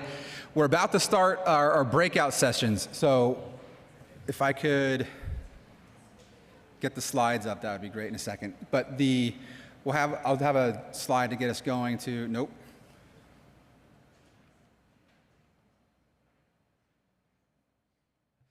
Once it gets on this back, I'll talk about it. But we have some breakout sessions planned. So we have 3 breakout sessions, and we have 2 time slots for the breakout sessions. So everybody will be able to attend 2 of the 3 breakouts. We have, here in the Great Hall is the Indiana Achievement Wallet. This will be facilitated by the Indiana Chamber of Commerce, Western Governors University, and IQ4. In Lee Anderson, we have the Alabama Talent Triad, which will be facilitated by the Alabama Governor's Office, CBEN, EBSCO, and a local chamber of commerce from Alabama. And then we also have in the meeting rooms 3 and 4, or enterprise and opportunity, we have an introduction to digital transformation tools that will be facilitated by Jason Tishko from the Chamber Foundation. So depending on your area of interest, if you want to see what a full statewide scale implementation of digital transformation in LERs looks like, you'd want to go to Lee Anderson to see what Alabama's done with their talent triad. If you want to see how a public-private partnership of a large community college chain working with the state chamber, and working with a provider like Western Governors University and IQ4 is doing to facilitate LERs and adoption and access to digital credentials, you'd want to stay in here for the WGU Achievement Wallet session. If you're new to digital transformation, or you're new to LERs, and you're thinking about getting your journey started, or you want to know how to get started, you'd want to go to an introduction to this work in meeting rooms 3 and 4. So you get to kind of choose your own adventure today with these different sessions. It's a great opportunity to get some exposure to what's happening at a state level, or what you may need to do to get your own journey started, or your partners. You can learn some information that you can share with your partners and your stakeholders that you're working with to help them think about how they can get started, or what roles they can play, or what tools may exist for them to get access to and to play with. So there's a lot of good opportunities for everybody to get new information and new exposure to some of the things that are happening in the ecosystem. We're really excited that we have some great examples of in the wild demonstrations of LER adoption and at scale. So we're happy to have these 3 different breakouts taking place. We do have a bit of a transition period that will take place. So these sessions will start at 3 o'clock. So we have a 15-minute break to network, chat, get up and stretch your legs, and then you can make your way to these different rooms.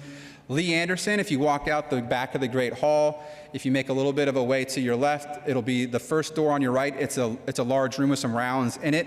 And then immediately to your left from Lee Anderson, there is meeting rooms 3 and 4 that's more of a large conference table setup for a more kind of intimate conversation around what it takes to get started around your digital transformation journey. So excited to let you guys choose your own adventure on which 2 sessions you want to get exposure to today. We'll have these 2 breakout sessions take place, and then we'll come back in here to wrap up the day and move into the reception.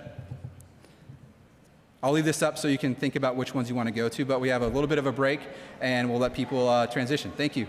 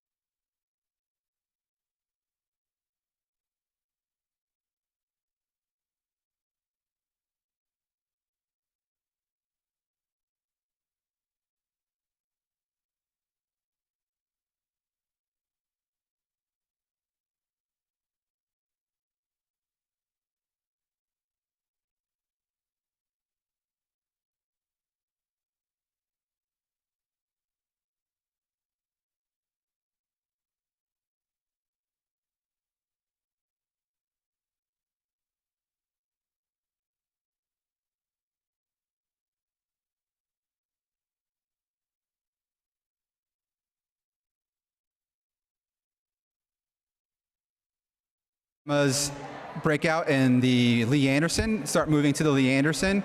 If you want to watch the Chamber Foundation and Jason's breakout in Enterprise and Opportunity, start heading to those meeting rooms.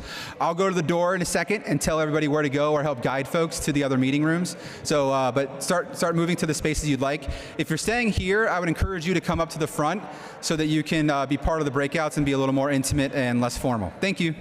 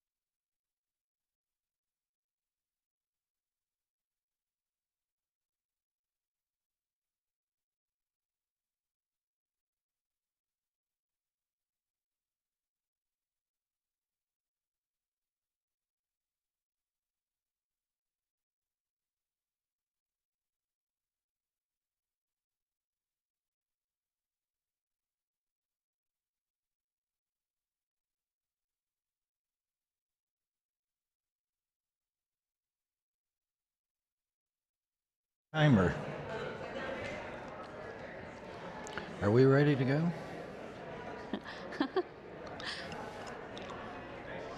Well, hello everyone. I think we're supposed to kick off our breakout session. If you're here for our session, we're about ready to go. If you're going to other sessions, I think they're in other rooms. And feel free to come closer. You can occupy any of these chairs very close to the front if you would like. So we're just going to kind of have a conversation and take you through what we have been working on in terms of the LER space.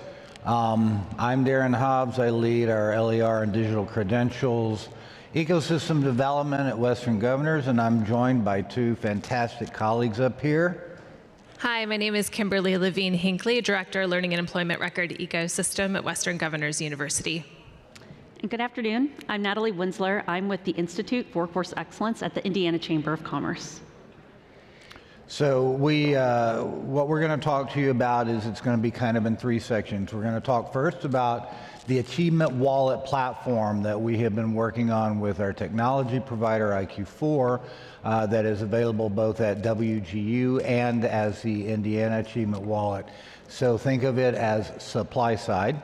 And then Natalie is going to talk to you about all of the truly amazing work that she has been doing with employers in Indiana to, I don't know, get them ready, prepare them for this paradigm shift to skills-based hiring. And then we'll follow up at the end with what we're working on in Indiana to provide that final connecting piece that brings employers and individuals with wallets together in beautiful harmony. So I think Kim wants to talk to you first about our wallets. So you want the thingy? Sure. There they are. We got 3, 2. Great. So as you can see here, we are going to primarily spend our time today on the Indiana Achievement Wallet, which is the LER wallet in the state of Indiana that has been supported through a variety of funding, but we have been working on this project for the last 3 to 4 years. Yeah, at least. And then out of that project came the WGU Achievement Wallet, and we'll also be covering information on the WGU Achievement Wallet. And lastly, we'll be talking about a new platform called Skill Jobs.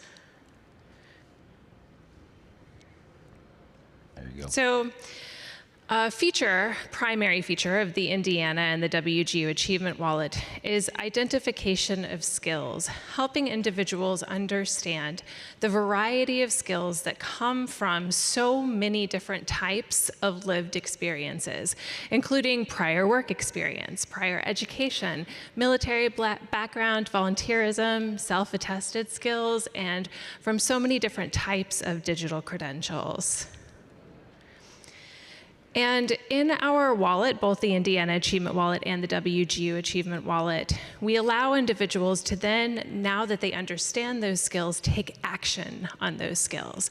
They're able to see in their profile section a skills tee, and that skills tee is a visual representation of all of the skills that they have, both self-attested and verified, coming from a variety of different sources.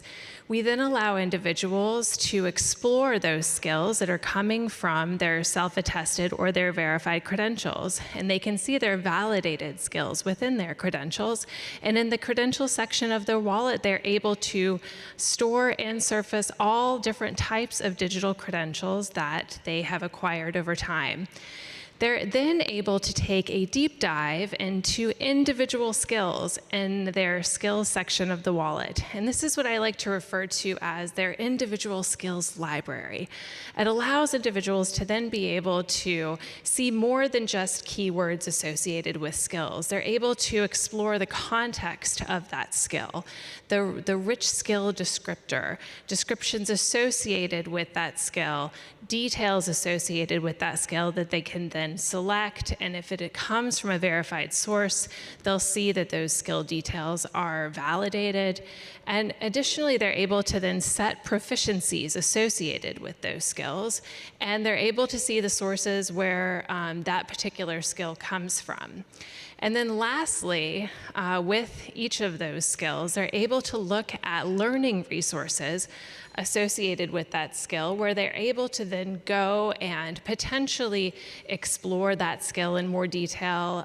They're able to, if, for instance, if they feel like they need more education associated with that, they can see all of the different sources where they can then go gain that particular skill. And this actually comes up a little bit more in a section of the wallet I'm going to talk about in just a second. And then lastly, they're able to take all of this information about themselves, the identification of their skills, the details, the sources where they gain that skill, and apply it directly to career exploration and discovery. They're able to look at the variety of occupations that their skill sets help them align to. They can see where they have transferable skills to so many different types of occupations. And then they can explore those occupations in details, learning more about earning criteria within particular states. They can learn about educational qualifications within states for that particular occupation or job role. But one of the most interesting factors of the wallet is the visual representation of skill gaps. This is where individuals are able to take their personal skills tee and align it directly to a job role so that they can understand where they have missing skills and where they have match skills. The missing skills are those in this image that are sort of candy striped. The matching skills are the solid squares.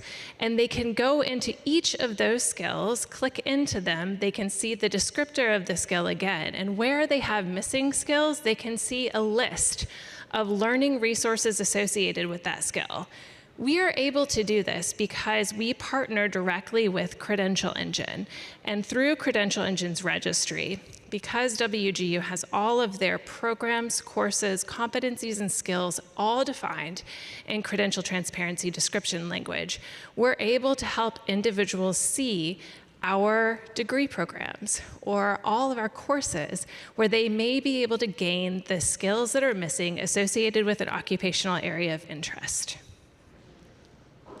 And I talked about this just a moment ago, but in the credentials section of the wallet, this is where individuals are able to store or surface verified credentials.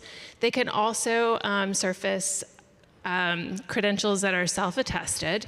You can see the verified credentials have the ones with the check marks, and then the self-attested skill is the leveraging artificial intelligence right there. That one doesn't have a check mark. That is a self-attested skill. In another section of the wallet, in the profile, you can actually provide evidence of a self-attested credential. And for instance, you can provide video uploads, any type of document format so that an employer can potentially see, even though that credential is self-attested, that you have demonstrated that skill. And now I'm going to hand it over to Darren to talk a little bit about gaining new skills and how that's never a mystery. Oh, I've got a mic, thank you. So the last piece of this, Kim was showing you that individuals can analyze their skills gap. I hope that you can appreciate that this is beyond a wallet. It's not just about credentials and storage of credentials. It's bringing them to life. It's engaging the holder of credentials, not just in their digital credential talent profile, but indeed their skills profile from their life. We want individuals to understand and speak the language that employers speak. So I see I have a skills gap. What do I do about it? Well, we're going to show them. Let's go to the next slide. So we have integrated with Credential Engine to demonstrate that we can integrate with just about any catalog. In fact, I see one of our friends here from VitalSource, and it's integrated as well, because we want people to see that when I'm looking at my missing skills, where do I go to gain it? How do I get there? What's my pathway forward? We show them through integrated learning resources.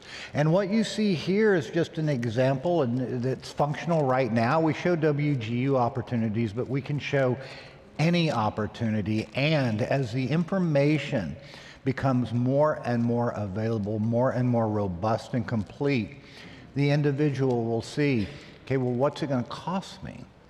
Is this an in-class experience or is it online? Is it asynchronous learning? We can show them all of this information so that individuals now know exactly where to turn to gain and shore up their skills gap, close down that delta to prepare them for their next job opportunity. And I think at this point, I'm going to turn it over to my esteemed colleague, Natalie. Yes, I keep thinking of have the mic too. It's more of the slides. Thank you.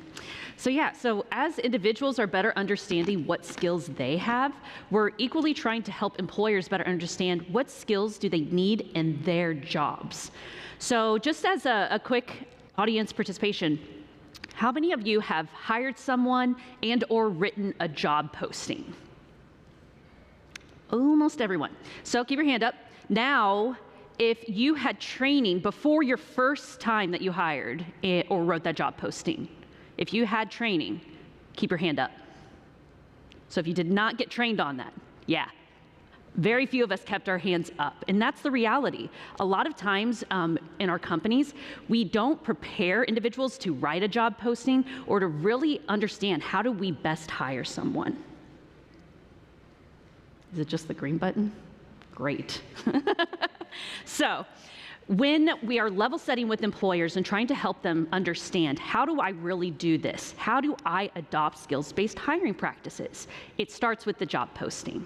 So we walk them through the 6-step process for them to understand what competencies do I need, what are the most important to me. All competencies are important, but we're thinking specifically to the role that they're hiring for. And then making sure that there's a balance between occupational and foundational competencies, understanding my willingness and capacity to be able to train to a certain competency, and then being able to really organize that job posting between required competencies, what's needed day one on the job for that specific role, and then preferred competencies, those that I said I am able and willing to train as an employer. So that really helps to then define the competency through the role that we're, again, hiring for, and sets us up for the remaining of the hiring consideration process. So that level setting is so critical for an employer, and this is more as an example of what a traditional job posting looks like.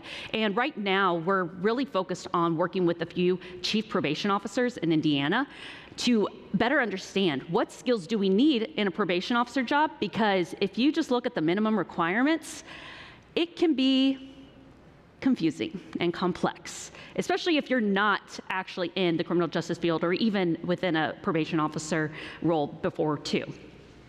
And the really interesting thing about the probation officer role, at least for Indiana, you have to have a bachelor's degree. So you only can compete and attract talent from the bachelor's degree talent pool.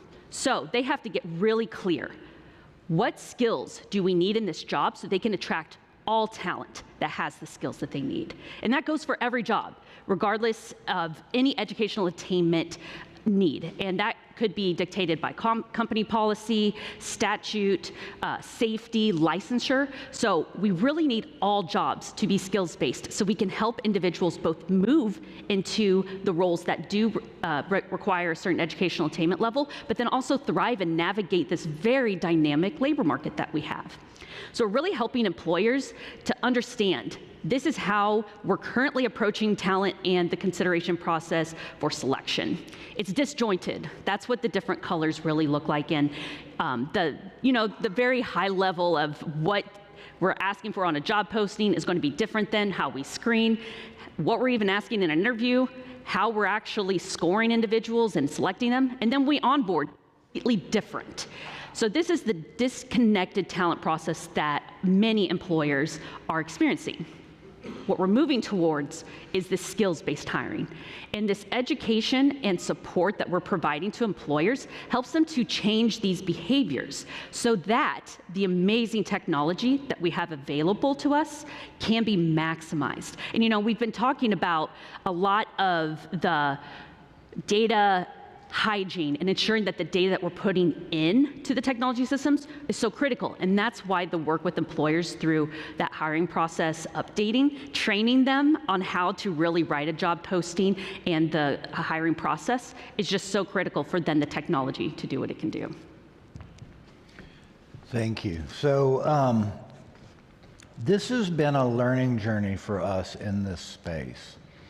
And one of the things that I personally have learned, and so I'm speaking to those of you who are also working in this space, maybe you're a technology provider, maybe you're developing an LER solution. If you don't have a Natalie on your team, get a Natalie on your team, because she's helped bring these connections and these ideas together, which is now kind of taking on a technology platform manifestation, not to replace all of the work that she's been doing.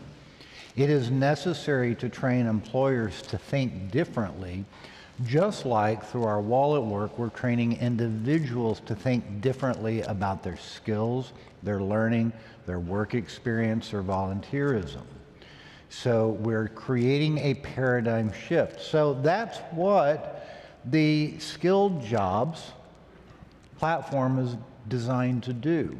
And we're not doing this in a vacuum. We work with Natalie, and she's going to be bringing employers to work with us to test it and give us feedback and tell us where we're directionally correct, how can we make it better, why is this a good idea, why is this a bad idea. We're not trying to recreate Indeed.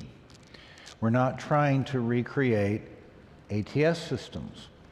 We're trying to create a foundational technological solution that can support Indeed, that can support ATS systems, that can possibly support, like in Indiana, it's called Indiana Career Connect. Correct. A state-provided solution for employers to find talent. But I've looked at it, and it's a great concept, but it's a bit rough. So this technology can support that and provide an elegance around skills that's so important in this space. So IQ4, again, our technology provider, is delivering for us. And so we've got this website called Skilled Jobs. Why is it a website versus just a technology you plugged in? Because the majority of employers in this country are small. They don't have ATS systems. They don't have HRIS systems. They might have spreadsheets, or maybe they use TurboTax when they have to do things that require, filing taxes. So we give them a website. They can put in search criteria based upon their jobs. But more importantly, they can start with, and we prompt them, what are you thinking about? What factors drive a market shift to skills-based talent? Can the system match candidates? We get them thinking about moving towards skills-based hiring. And then they've got a couple of options. Like I say, they can type in search criteria, or better yet, they can upload a job posting, a job requisition. And the technology takes what they upload, parses it, and says, okay, based upon what you've fed into the system, I think these are the skills you're looking for. Go ahead and select and tell us where we're right. Don't select the ones where we're wrong. So now these same employers can skills denominate their job posting. And then it feeds into the system and becomes a part of their dashboard. A dashboard. That's because these employers can create persistent accounts. So think ATS Lite for employers that don't have ATS systems. They can now feed in all their job descriptions, skills denominate them, and when they're ready to hire, they click a button, and what does it do? It runs out to the wallet holder part of the ecosystem, looks for skills that match, brings home the prize, and shows how individuals match. We can show the top 10 candidates. We can show how they match by percent. We can show best fit. We can show their top skills. The employer can share this internally. If they need to get some other people involved in this, they can add it and create a tracking system. They can invite candidates to engage with them. So what we're doing with this technology is we're saying, let's first look at how individuals match at a skills level. And of course, yes, we're putting in things like this is an in-office position versus a remote versus hybrid, and you must be willing to travel, all of the same kind of information that's typical for employers to want to look for candidates to match on. But what we over-index on is the skills matching. So now employers are seeing that there are people that have the skills they're looking for versus trying to suss it out by reading a resume. And what do we know? AI is writing almost everybody's resume now. And so we need a better solution. Yeah, just a couple quick employer insights, those probation chiefs. So let's say it was about maybe a 2 or 3 week period, we did the training around what's the job posting, what are your required and preferred competencies. Let's take that job posting, upload it into the skills job website. And now they were like, oh, well, we can check to make sure that we have the right skills, because they already knew what skills that they had identified. And then when they looked to that skills profile for the individual, they could look to see, well, what skills matched, and then they could see what didn't match. And if any of the required skills were not there, they knew that that individual would not be able to do their job day one. That was just a quick learning over the past couple of weeks that they were able to take the learning and implement it almost simultaneously. It was really great to just see that in real time.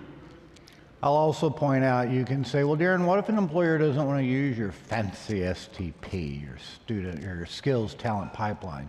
Well, we'll give individuals in the wallet the ability to produce a smart resume with their digital credentials to provide to those employers. Because it's all about meeting people where they are. There's more than one way to get talent connected to those who seek that talent. So Darren, this is fantastic for people using the Indiana Achievement Wallet or your WGU Achievement Wallet. But because our technology provider, IQ4, buys into the vision of the necessity of the LER ecosystem, other wallets can plug into this too. So it's not just the WGU wallet. It's not just the Indiana Achievement Wallet. Any wallet provider that wants to plug into this foundational technology may do so, because employers need to find talent regardless of whose wallet someone's using. Do we agree with that? So I think I'm going to say we got 6.5 minutes left. I'm going to stop here because I'm hoping you have questions. Or does anyone, Natalie, Kim, do y'all need to comment on anything else, or are we ready to? Love to hear from you all in the audience.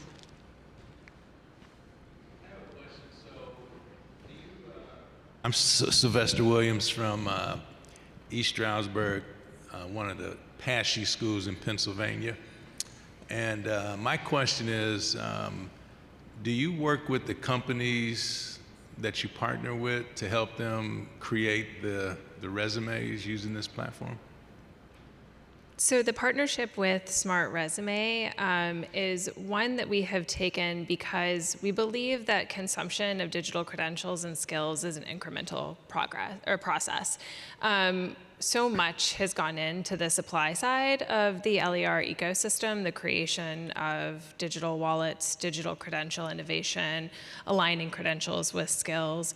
And we believe, in addition to the Skill Jobs platform as a way for employers to understand skills matches between data coming from the wallet into the Skill Job system that matches to job descriptions, we believe that there are going to be a variety of ways individuals are going to to help advance employer consumption of digital credentials and skills, and we wanted to do that through providing them a way to add digital credentials and skills to a resume.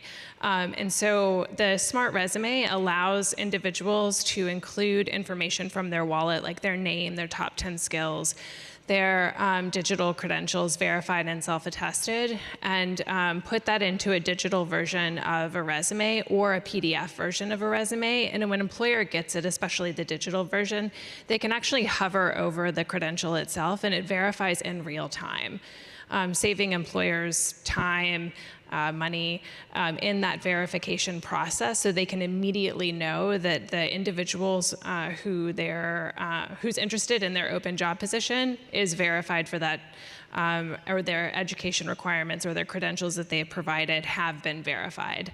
And they can do the same with skills that are parts of verified credentials. You were next, and then we got one. Oh, no. Well, No, you were good. You had it right.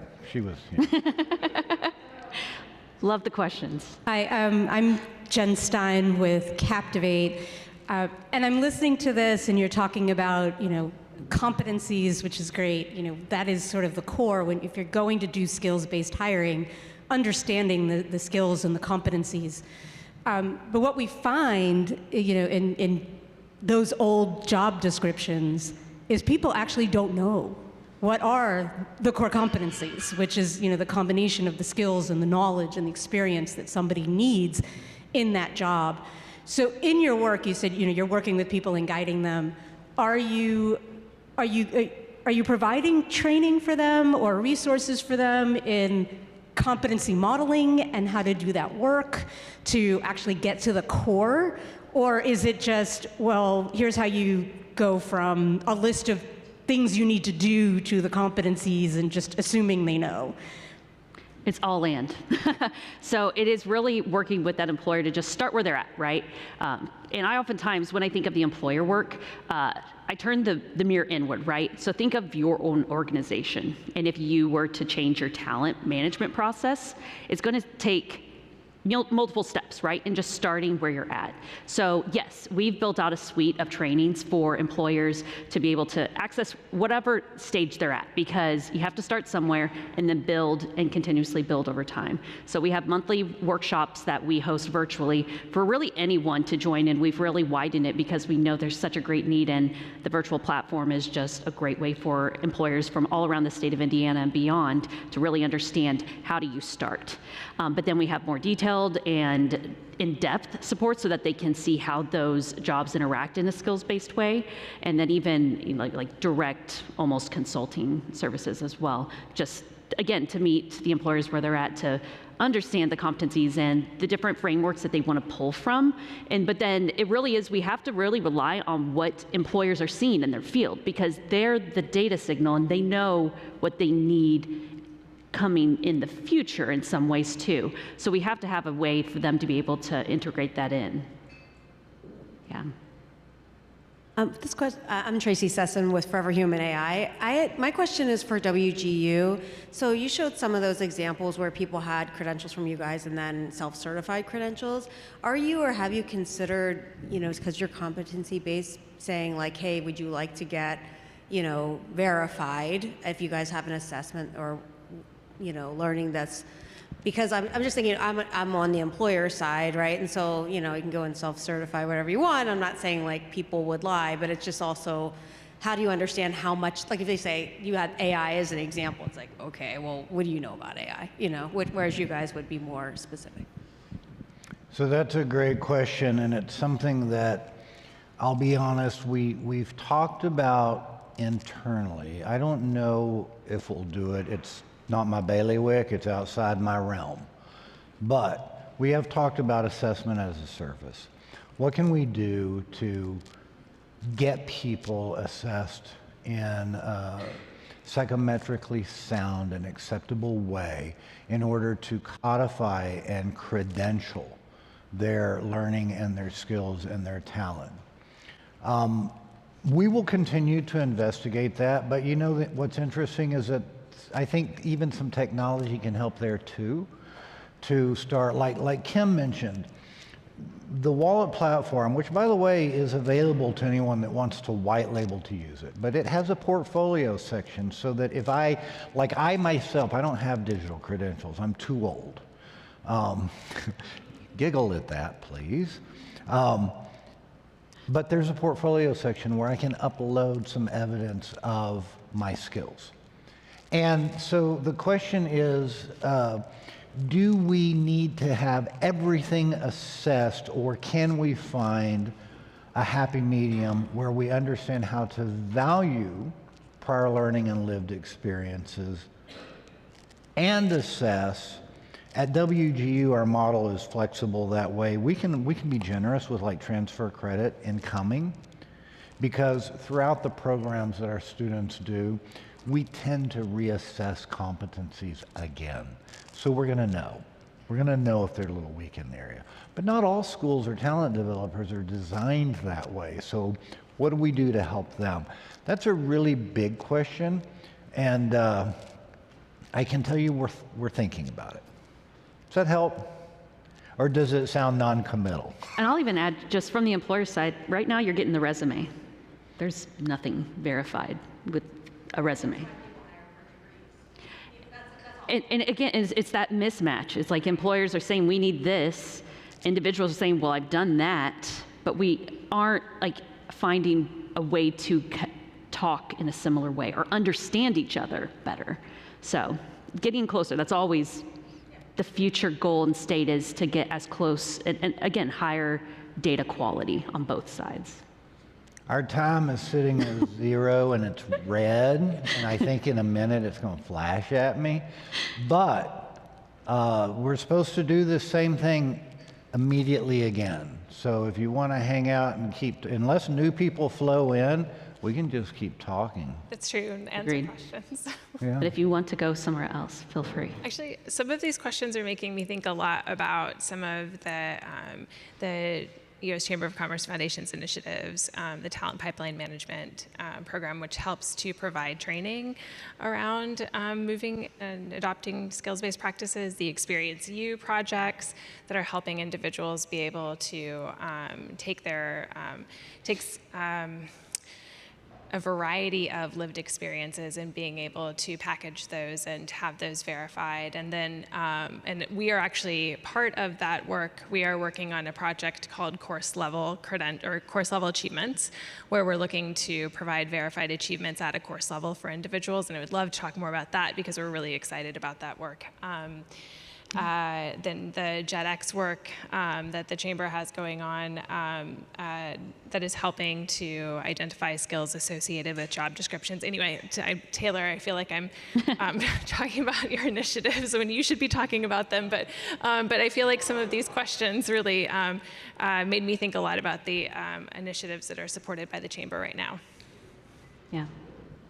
I know I'll be at the reception as well, so always happy to chat more. Great, thank you. Thank you.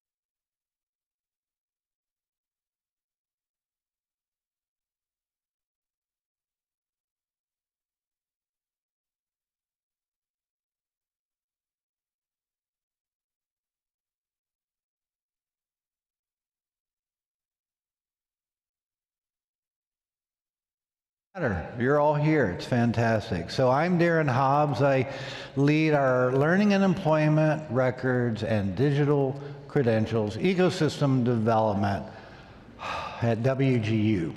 And we're here to talk to you today about our approach at WGU and in Indiana, how we're implementing the LER ecosystem end to end. It's going to be divided into 3 sections. The first section is going to focus on the Achievement Wallet platform. Second is employers.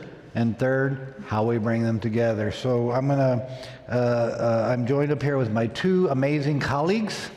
Hi, I'm Kimberly Levine Hinckley, Director, Learning and Employment Record Ecosystem at Western Governors University. And? Good afternoon. I'm Natalie Winsler. I am at the Institute for Workforce Excellence at the Indiana Chamber of Commerce. So we're going to first kick off our presentation talking a little bit about our achievement wallets and then our latest platform. Obviously, this is all in partnership with our technology partner, IQ4. And the first 2 achievement wallets are the first represented by WGU and the second by Indiana. These are the same platform, but they are white labeled under 2 different projects. We started the work in Indiana about 3 to 4 years ago, and that ended up actually transitioning into the work we launched at WGU. And this was all because we were helping to support the advancement of the Indiana Achievement Wallet and wanted to beta test that achievement wallet with our WGU students.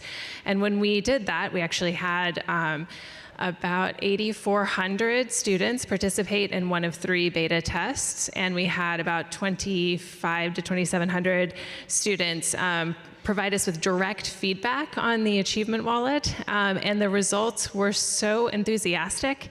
We ended up adopting the achievement wallet platform at WGU, and we are aiming to launch that for all students, current students, alumni, students who are alumni without degrees, and we're looking into prospective students as well. And so I wanted to spend a minute talking a little bit about the Achievement Wallet platform. And this goes for both the WGU Achievement Wallet and the Indiana Achievement Wallet. One of the primary features of the Achievement Wallet is really helping individuals understand their own value to the labor market, how they may qualify for jobs when maybe they didn't expect they'd qualified for particular jobs in the past. And we do this through skills identification. And this is skills identification associated with a variety of lived experiences, many that you see on this slide. Prior work experience, prior education, military, volunteerism, self-attested skills, digital credentials. We know that individuals gain skills throughout all of these types of experiences and even more. And we want for individuals to be able to understand those skills and see them represented and know how to take action on them. We allow them to take action on them through the Achievement Wallet in a few ways. The Achievement Wallet is separated into 4 functional areas. The first is the profile, and this is where individuals are able to see their skills aggregated into a T. Each of those blocks represents either technology workforce skills, specialized or essential workforce skills. They can hover over those skills and see the particular skill it represents, a definition associated with that skill as well. We also provide a section for credentials, and this is for verified credentials. It's also for self-attested credentials. We know that many individuals, as we transition through adopting LERs and as we advance in the LER ecosystem, that not everyone will have a verified digital credential, but we want them to be able to represent learning that they have had in the past and understand skills associated with it and to be able to provide evidence of that education. The next section is what I like to refer to as the skills library. This is where individuals are able to see all of the skills that they have gained through the variety of experiences and dive deep into those skills. They can not only see keywords, but they can also look into a robust definition associated with that skill. They can click into details that they feel like they maybe have gained associated with that skill. They can set their proficiency and they can also see the source in which they have gained that skill, or many sources in which they had gained that skill. And then lastly, the career pathway section, and this is an area that provides individuals the opportunity to take all this information that they have learned about themselves and do some career exploration and navigation. They can align their skills to a variety of job roles. They can dive into any of those job roles and understand at a state level information associated with earning potential over the next 10 years, educational qualifications associated with that job. And they can also see live job roles that they could apply for right now. One of the key features of the Achievement Wallet is this visual representation of skills gaps. In the profile section, an individual is able to set a couple of different job role interests. And once those have been set, they can align their skills to a particular job role and see where there are missing skills and where there are match skills.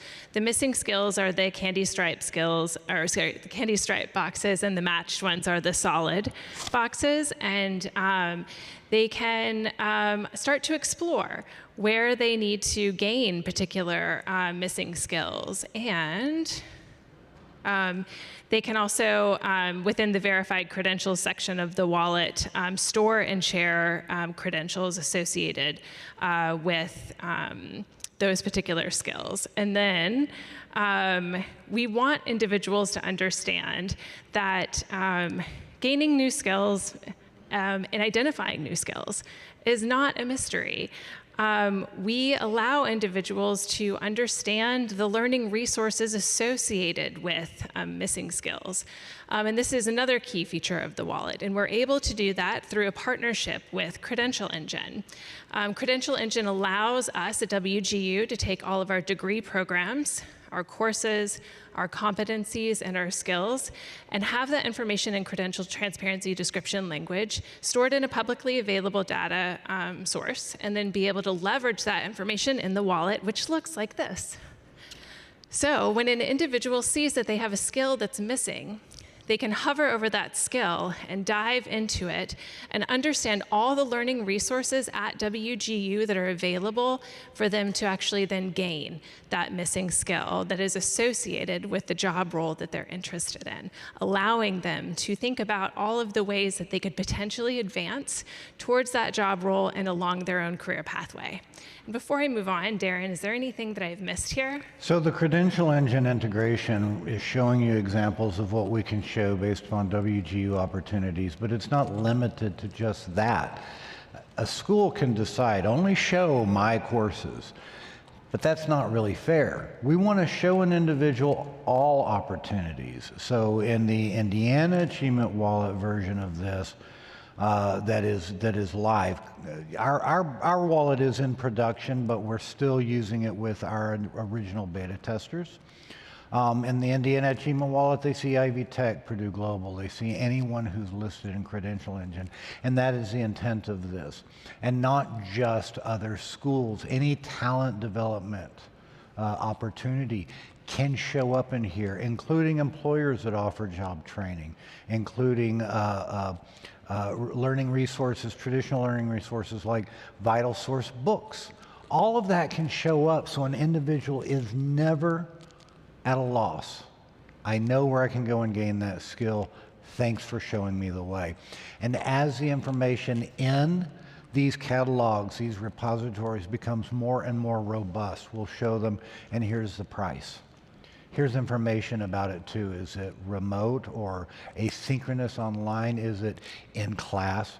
Which campus is offering it? We can show them all of that, because the idea is that this wallet platform is more than just a wallet. It is a source of information. It is a source of intelligence about me.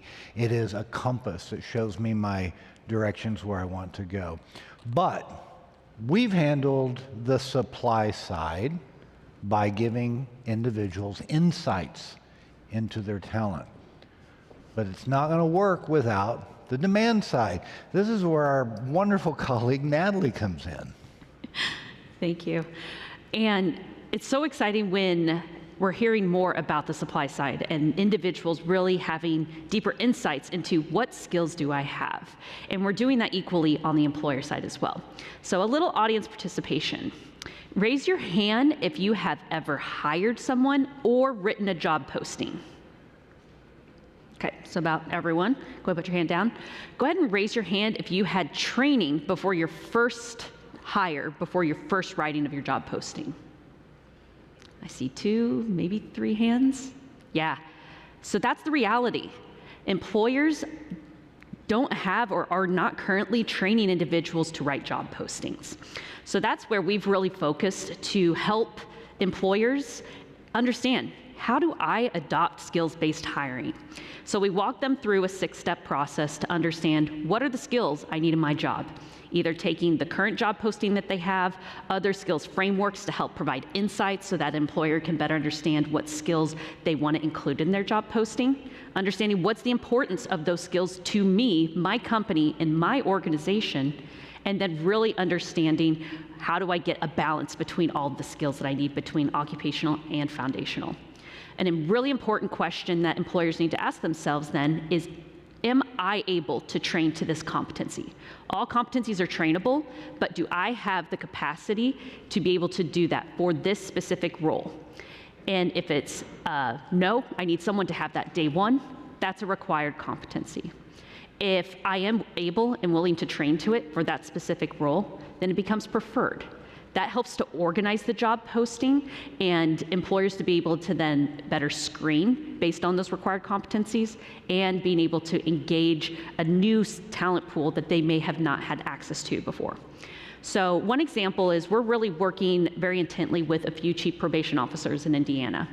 We're walking through this example of a traditional job posting for a probation officer role, which is very complex and can be confusing, especially if you've never been in criminal justice before or if you've never actually had a probation officer role either, like you haven't been exposed to it.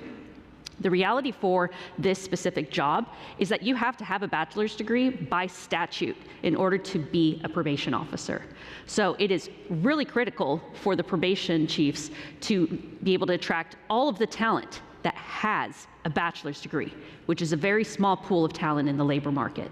So they're competing with everyone with a bachelor's degree. So they have to get really clear to everyone that may have the skills that they need in that job. So that's why they've really identified skills-based approach for their job that does require a bachelor's degree so that they can build in a talent pipeline to this probation officer role and then keep talent in probation as well. So we're working very closely again with those chiefs and other employers in Indiana to better understand how their current hiring process is so disjointed. That's what the different colors represent in this slide, is that what we're asking for on a job posting is different than how we screen. Then we ask interview questions that aren't even relevant or on the job posting, and then we select based on other factors, we onboard for another, and then we retain based on something else. And so this disconnected process is just continuously hurting us as a labor market and as a business. So we're helping step by step for employers to connect their talent process through the skills-based approach. So that's what we're really doing to help enable employers to better understand how they can utilize the technology that can help them to scale and be able to transition all of their job postings, but then their jobs, the job descriptions themselves, to be skills-based.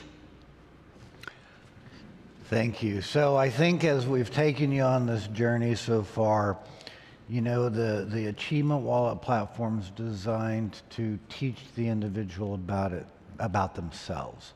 And the work that Natalie's been doing, which, by the way, if you're working in this space, you've got to have a Natalie on your side, because the insights that she's provided us as we have worked with her, the voice of employers, and not just repeating what she's hearing, but working with employers to help them to understand how they too must change.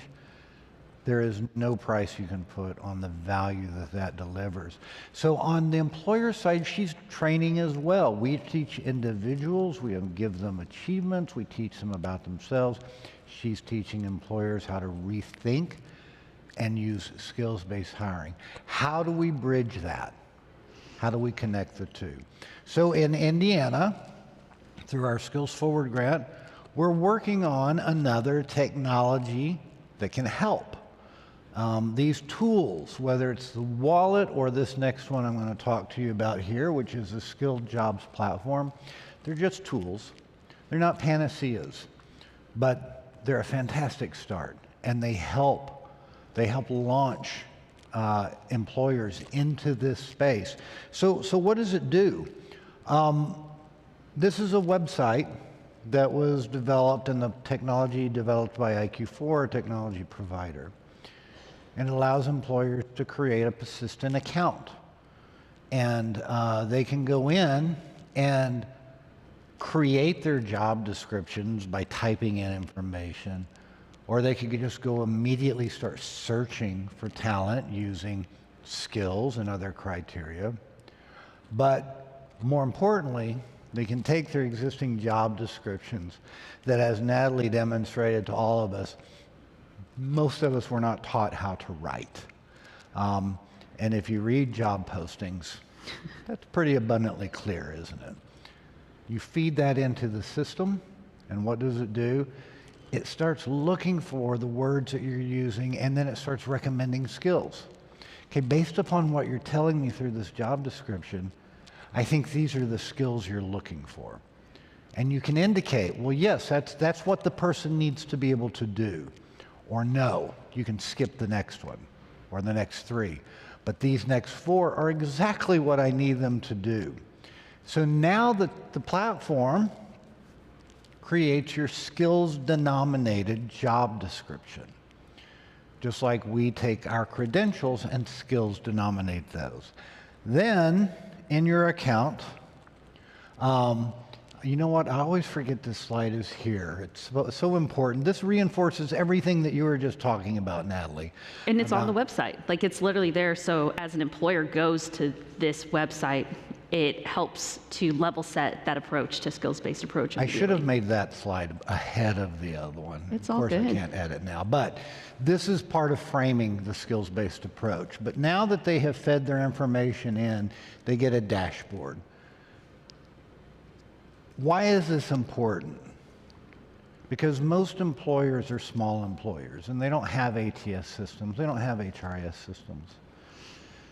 And through this, they can have their ATS light, if you will, at an extraordinarily low cost, and at least while we test this, no cost, because we want, again, to accelerate the learning curve for employers to get into skills-based hiring approach. So now they've got their dashboard that shows the jobs that they fed in, and they've created all this information. Then when they're ready to hire, they can start searching for talent. And when they do, the technology reaches into the wallet side of this and returns matches. And you can look at it as your top 10. You can look at it as the percentage of match. You can look at best fit, top skills. You can drill in on these. By the way, all of these people that you see here, they're not real people, so don't think we violated FERPA. But the point is that those individuals had to consent and agree for their information to be discovered this way. That's part of the LAR system. But once they do, they show up. So now the employer gets a list of candidates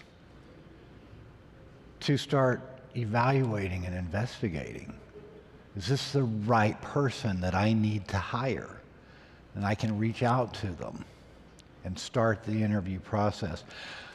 I don't know if you noticed this whole time I've been talking, because it only just now occurred to me, but I never said anything about posting a job on any job board.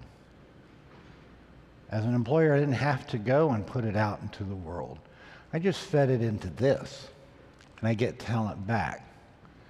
So you may be thinking, well, Darren, that's great, as long as they're using the WGU Achievement Wallet or the Indiana Achievement Wallet.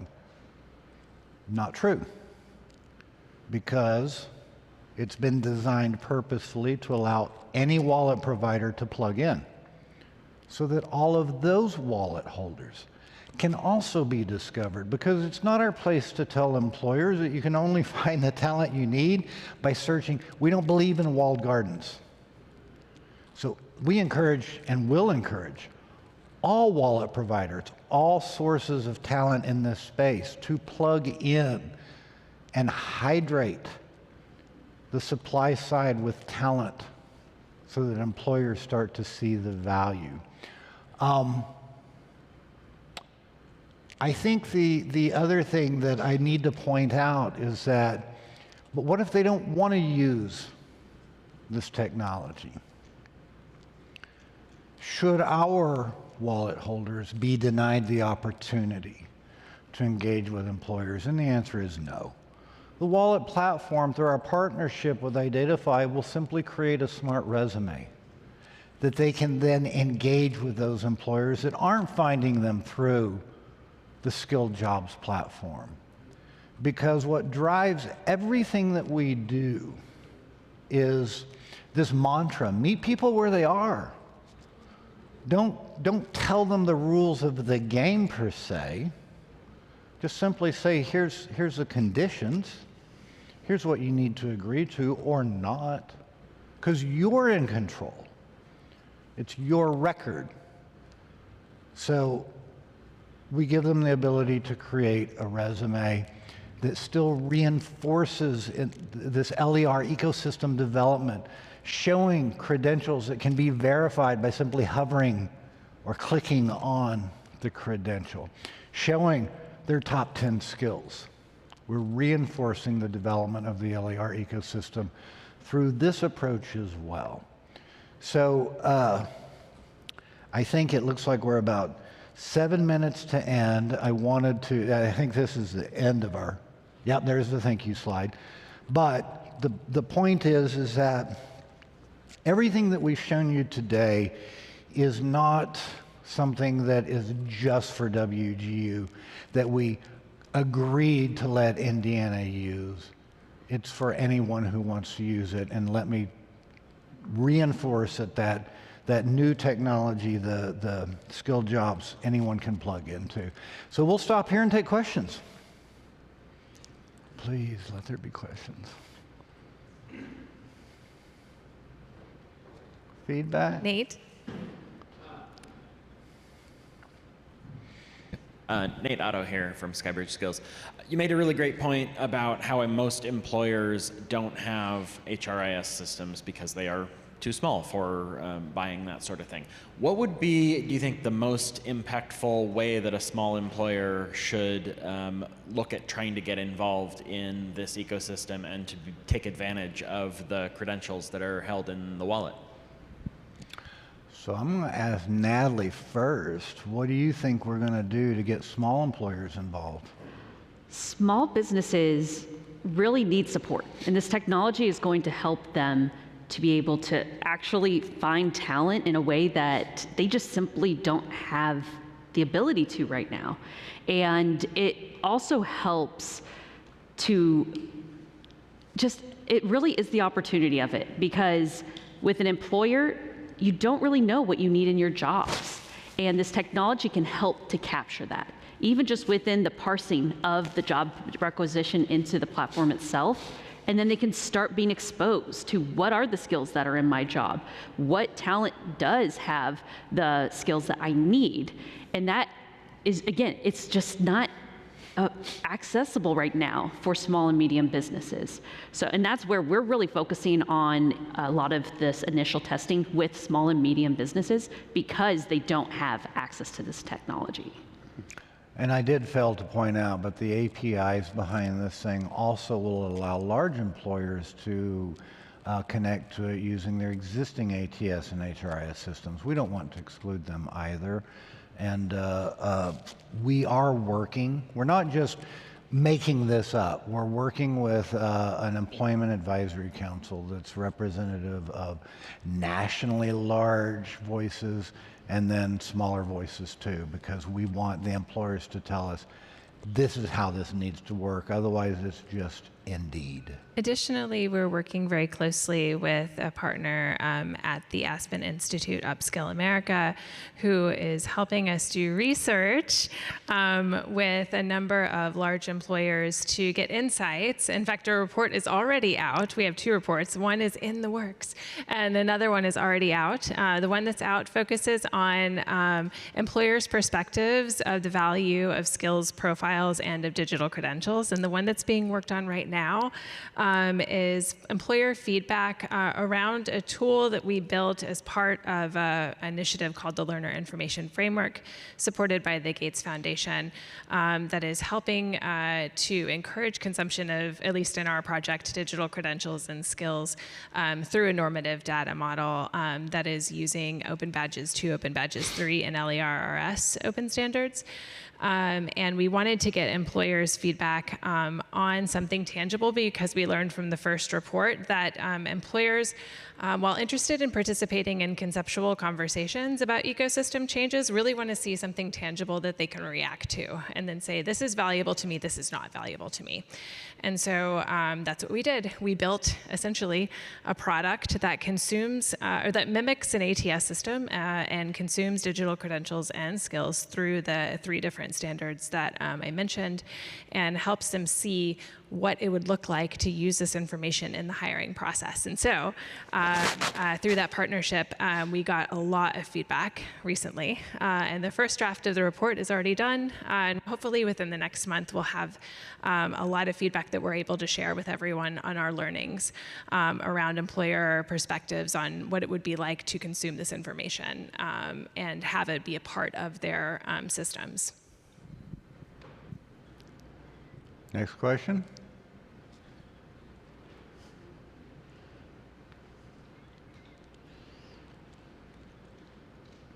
So my question is about how you nudge learners to build a really robust wallet, and whether you guys were testing any strategies on what works. For example, I could envision, having like a career coach talk to someone and have them like, oh, we'll take the conversation, we'll pipe in your data into the wallet, and that might be a little more interactive and engaging than like clicking a bunch of buttons. So can you talk a little about that? Absolutely. In fact, that's how I met Kim. I was like, Kim, have you ever talked about career coaching before? We were using the wallet as a dating site, and she swiped right. Not really. So we at WGU got to participate in the original American Workforce Policy Advisory Board pilot projects that demonstrated the LAR, and that's where we met IQ4, that had developed their skills passport that everything that you saw is based upon. And it was combined with the National Student Clearinghouse, MyHub. So MyHub was kind of feeding education records in. Skills Passport was showing how that related to skills. Because we were privileged enough to participate in those projects, it made us realize that the wallet needs to do more. It needs to show what your learning means and how you can take action on that. We were privileged to hear our own students through a focus group, even before any of this work began, say, hey, I know that I'm skilled because I've attended WGU and my degree is competency-based, but whenever I go to apply for a job, I don't know how to talk about myself. And one of the students said, I pull out all of my competencies from all of my courses, and I read them, and I use that language when I write a cover letter. And all of the students were like, I could have had a V8. And that's when I realized, as a registrar, I'm the former registrar, we need to do something different, we need to do more. So that's kind of how all of this got started. But then I met Kim. And Kim was like, the tech is cool, but it's not enough. That's exactly what I said. But she talked about the human side of this. Yeah. So at the time, I was working for the Markle Foundation and focusing on the National Career Coaching Initiatives and the value and the critical role that career coaches play. And I want to answer your question in a couple of ways, because we did run 3 different beta tests with students. We had, I think, around a 10% participation rate based on the number that we invited. This was all volunteer. Students did not have to participate. We did offer an incentive. I think it was a $100 gift card, but we had 20, and like 8,000 people participated. So the chances of receiving the gift card were small. Some learnings that we have taken away is communication is huge. From the first moment we communicate with students through an email requesting them to participate and why and to the 3rd beta test, where we re-invited individuals who participated in the first, and we let them know that it was their voice that actually provided all of the enhancements and updates between the first beta test and the 3rd. We involved students in every single part of the design process. If they highlighted something in the feedback, we took that feedback, we brought it to our vendor partner, IQ4, and they put that into action. In fact, so much of the Achievement Wallet right now has been designed because of student voice and what they value.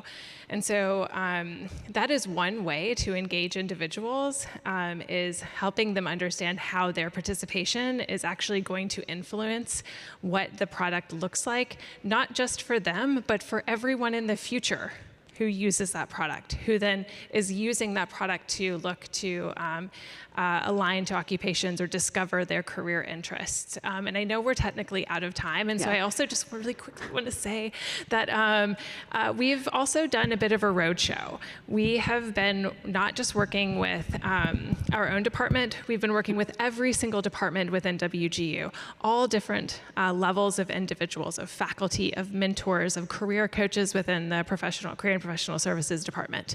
We've been working with our leadership, and we have been doing this because change management occurs at all levels. You have to generate buy-in from everyone, and once you have that buy-in, you're going to actually help students, because they're going to know who to go to understand why they build out a robust profile. And then we innovate based on that. Like our next body of work is around providing course level achievements, and that is something that's going to bring people back, that's going to help them understand and see how their skills profile builds over time based on completing courses, and how they become more and more qualified for roles that they're interested in. Okay, I'm going to stop because we're I just wanted to, just to round it out, and why I was giggling before and asked her, do you know career coaching? Because as Kim was on the career coaching side at Markle, I was on the employer engagement side and activation of the resources, tools, and trainings. We actually work together. And so there'd be a lot of collaboration between the two. And why that's so important is, as we're working with employers to understand what skills do you need,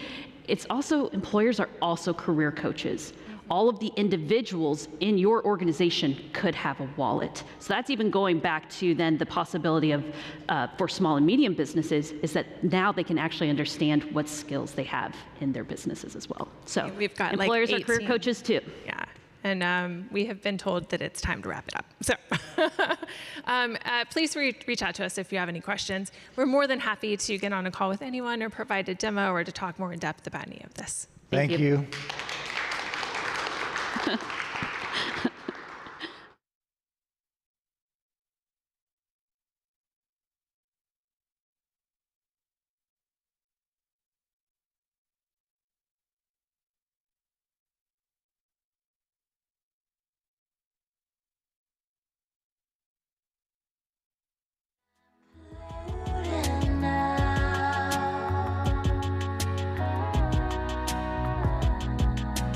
All my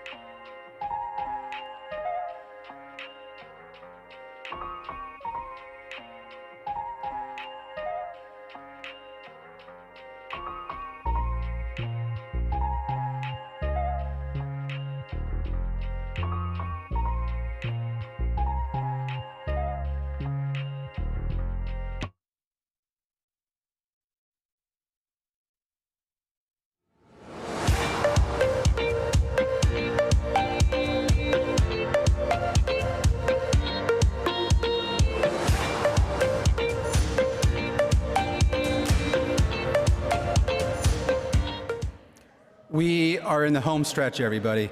I just want to take a minute to thank everybody who's participated in the event thus far. Thank you for sharing your thoughts, your expertise, and all the great work that you're doing. Our concluding keynote for today is Mike Rogers, who is the Chief Workforce Officer for the state of Arkansas.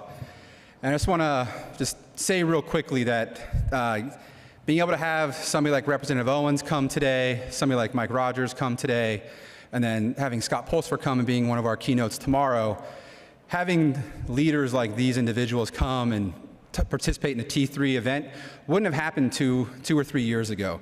So the fact that all of you are doing such great work in the field and getting buy-in and adoption and having that ability to scale and replicate just demonstrates that we're now able to start talking about things in a broader picture. And we're starting to see that adoption, and we're starting to see buy-in from leaders like Representative Owens and like Mike Rogers and like Scott Pulsfer. And that's very exciting as we move into the future of LERs and these skills-rich credentials and better data. So without further ado, we can pass the baton to Mike.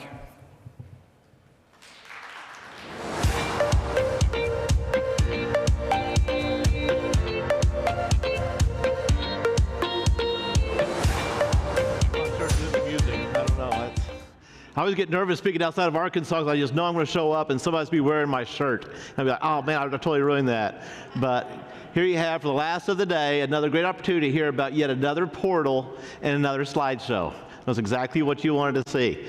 You know, I think about how this kind of comes together, and it's really neat because it's this IKEA furniture idea you see on Amazon. You thought, oh, that'd be a perfect fit in my living room. And you make the order, you make the slide, and it comes in and it's shipped, and then all of a sudden the work starts, because this project is some assembly required. In fact, I'm not sure we'll ever get done with it, because new technology, all that, everything's coming together, and the pieces that come like that, thank you. And what I started kind of noticing was just things like, I'm curious, if you've never Googled yourself, who are you? You ever been just curious enough to wonder, what does the internet know about me? Anybody? So everybody's Googled themselves, or Bing, or search engine? Okay, if you, all right. Now, have you Gemini'd yourself? Chat GPT'd? Have you grokked yourself? That probably sounds bad, but this thing of, you know, I met myself online, and I had a person show me what all the information on the internet was about me. And she ran through Gemini. She said, tell me about Mike at Arkansas, these different things. And it came out, and it was like, wow, all this information. So I started showing some friends and family. It kind of made like a nice little icebreaker sort of thing. I was showing some people. And there were a lot of folks that I would Gemini, and nothing would show up about them. And you know why, right? There's nothing to scrape, sweep, or slide in. There's no information. There's no LER. There's nothing about them, because they haven't built out their credentials. They haven't built out all of who they are. And so what I noticed about different things and how this came together for Arkansas, and I just want to do the preface because I've heard phenomenal things about other states, and I've heard about other states being first, other states being best and wonderful. We, as a Arkansas team, never had the goal to be the best in the nation. We want to be the best for Arkansas. We want to be very regional, very mindful, very explicit, very intentional about how do we deliver everything that Arkansan may need. There are plenty of people in Arkansas that don't need the state's help, thank you. But how do we start to get to a position where they know me, all my information is auto-filled, I get 6 clicks, I can hide the noise, and I can get exactly where I need to be when I need to be there. The just-in-time, all those pieces. So you'll see a lot of words, a lot of slides. I won't make it through. Robert did a phenomenal job in a presentation. R&D'd these, you know, R&D, we did that in corporate America. It's a rip-off and duplicate. So I pulled these just over and kind of brought them to a place where I can show you a couple things about how we're leveraging our data. The data side is exciting. There's so many different technologies. I had recently, I'm already outdated because it was a month ago when I discovered how quickly XAI is learning. If you were to ask Grok 3 how fast, at what rate do you learn? And after a couple of iterations, the answer that I heard back was, basically in 24 hours, I learned what a person that would go to college for 5 years would learn every 24 hours. And this is a month ago information, so I don't know how brilliant it is now, but we're getting to the place where it's almost It's almost scary. It's almost that IKEA furniture when you think, I don't need the instructions, I'll put them over here, and I'll start putting it together, and it doesn't work. But coming how all this looks at, kind of a unique position for me is I've got a little bit of a different structure. A lot of the times whenever I'm at NGA or the BPC and some of the different places, and I realize that there's other people doing similar work and a lot of great things, bright spots in the U.S., phenomenal things happening that it's just really inspiring. But yet we don't have buy-in from all the leaders. We don't have integration. We don't have a platform. We don't have a way to get it done. We don't have our state longitudinal data system. I'll be honest now, the nervous part for me is the machine learning part that's tracking all the Arkansas slang, and it kind of weirds me out. I want to see what it says. Yeah, okay, I knew that word. So I'm in this place where how do we get this before the next election? We've got to get to the place where we can build and build and build a foundation and make it better and grow, and how that kind of comes together. So I remember the first time I met Robert. Robert may remember too. In fact, Tina was in the room, and I said, I want a system that looks like eHarmony meets Indeed. Because I want to make a love connection. I want to have an employer be happy, to be romanticizing, to be attractive, and to do things to woo in the right candidates. And at the same time, I want the job seeker to be like, oh, they want me. And that long-term relationship, you might think it sounds silly, but it makes a lot of sense if you start looking at retention and the cost of onboarding and all the different expenses for talent acquisition. It's not that far off. But then I said, I don't want to just look like eHarmony meets Indeed. I like it to be Google Maps meets Netflix, because we're all in a different place. You've heard that said 10 different times, several different ways. But how do we get to this place where one solution for everything I need? So my unique position is I get to work with 8 secretaries of my boss's cabinet. And that position allows for integration. It allows for a lot of seamless transitions and a lot of buy-in. And what's unique about the governor is she is very innovative and bold, and I would say almost non-incremental. She wants what she wants, and she is bold in doing these changes. So I'm working across a lens with commerce, corrections, education, human services, labor licensing, National Guard, our Transformation Search Service, and Veteran Affairs. And those 8 secretaries now sit on the governor's workforce cabinet that I chair. How clever is God? That's just my sense of, or his sense of humor. I'm thinking about all the different things that a blue-collar guy working in state government and trying to prove out the competencies, and how do we hire, and how do we place, and how do we create these seamless transitions to the point where I can have my intake for SNAP, EBT, TANF, UI, all the way over to whichever the title 1 through 4 of WIOA, and get my FAFSA, my state scholarship and application, and all that while I'm looking for a job in one place and only put my information in once. These kinds of streamless processes, some assembly required. So you'll see some of the different things about how the collaborative works, the skill-based, where it's knowledge, it's skill-based. I prefer the phrase demonstrated competency, because you might not know it, but I'm going to suggest that everybody in your wallet has at least an LR. You've got a driver's license that says you had the knowledge, and with that knowledge, you were qualified to sit for a demonstration of that competency, and you knew how to drive. We do this all day long, but yet how do we start mapping out a person, who they really are? And so then I introduced an idea and kind of brainstormed with some of the team, and Robert and Tina and Brian are just good. We kind of bounce back and forth different things, and how it comes in, like, how do we create a digital twin? How do we make a digital mic? What does digital mic look like? And I want to tell you what digital mic, in my estimation, what I would describe it as. Number one, it's my IQ. So I can catch that all day long, ACT, we can get Aspire, we can get some different mechanisms to tell my knowledge. Knowledge is great, but knowledge won't get you the job. Just because I can do it, don't mean I will do it. The second part of my DNA, my digital twin, is EQ.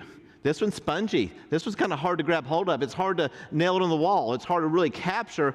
But if we go back to a skills-based competency, and that's embedded into a curriculum, where I have seen Mike demonstrate conflict resolution. I have seen Mike deal with team leadership or whatever. I've seen that demonstration of competency. I put that onto a seal, and it's just as important, maybe more important than my IQ. The third part of Mike would be his aptitude.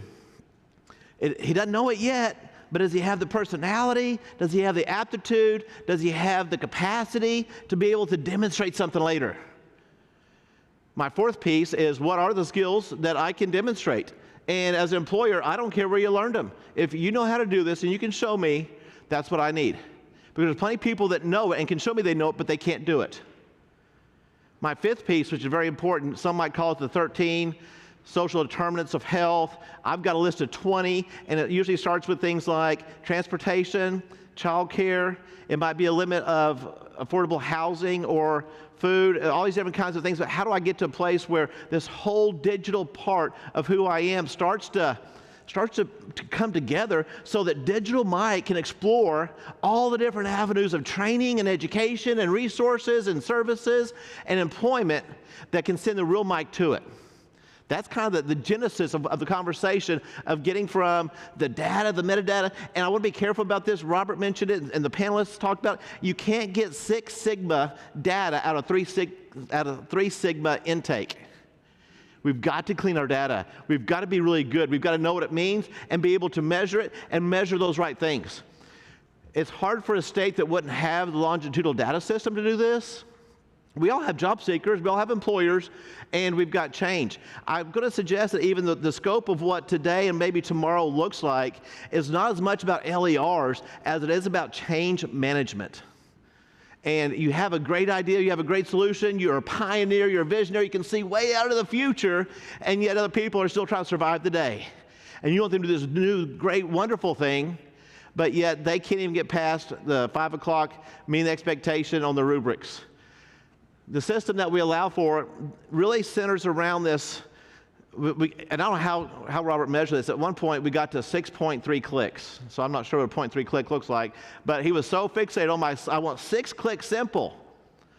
And the thing that I wear Arkansas out with, I'll say, I can go to Sonic and get a milkshake delivered to my truck and never even talk to anybody. How come we can't get these state services? How do we meet somebody right where they are and serve them in a way that's built for us?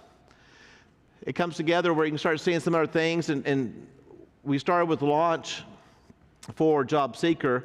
We ran that through, I guess we're about 15 months into a deal now where our unemployment, we prefer to call them reemployment, but our UI is starting to kind of be in this pilot. We've started taking some credentials from our correctional high school students, which might sound strange, that they didn't get through high school before they got incarcerated, but now they are, and we get that chance to we had a captive audience, just like K-12 does, different sides of the fence, but it gets us to a place where we can start proofing these details out and showing what did I do in the time I was incarcerated, how did I better myself and provide back to break those cycles. So anything that we are gifted with in legislation, and that's what we'll do tonight, right? We all go back to our hotels or our houses and we start realizing what the new thing is that's just come out of either Fed or state that we've got to deal with now.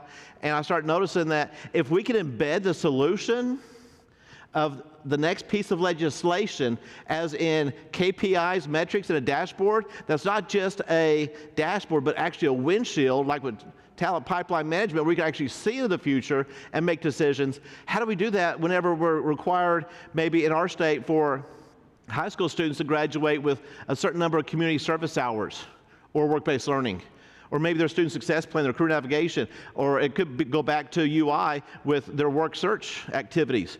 We were still mailing those things in 18 months ago. And so how do we get to the place where we're digitizing, we're making it simple, we're adding these things, and it comes together throughout the journey. We've got some new legislation that just came through, maybe it's 2 weeks old, and it was putting a work requirement back into Medicaid. And the work requirement allows for stay-at-home parents to take care of their kids. It could also be volunteer work, or it might be an employment, even a part-time job. But how do you track that, know that besides the self-attest, and bring that all into a single system where we have a really robust opportunity to drive that? The Lodge for Job Seekers, though, was the first part. 3 weeks ago, we were able to get into a new position of being able to offer this for employers.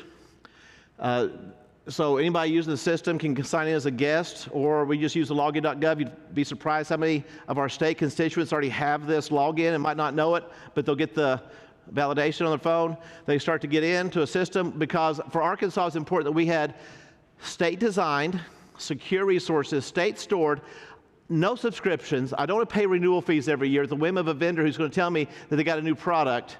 I want to find places, and we use tons of vendors, and we need them, and we'll pay for it. And we do that, but we don't want this annual renewal thing where we're held hostage to their technology. So what does that look like for us in developing out some of the different resources? You can read as good as I can. You start noticing this Netflix window starts popping up of matches. Once I put in a couple of my background, it could be my learning, it could be my experience in employment, whatever that is in an enlistment. How do I start to Netflix this thing? You saw that from other states that do something similar, probably a lot of the same resources, algorithms, and tags that we use, but it all starts with LER.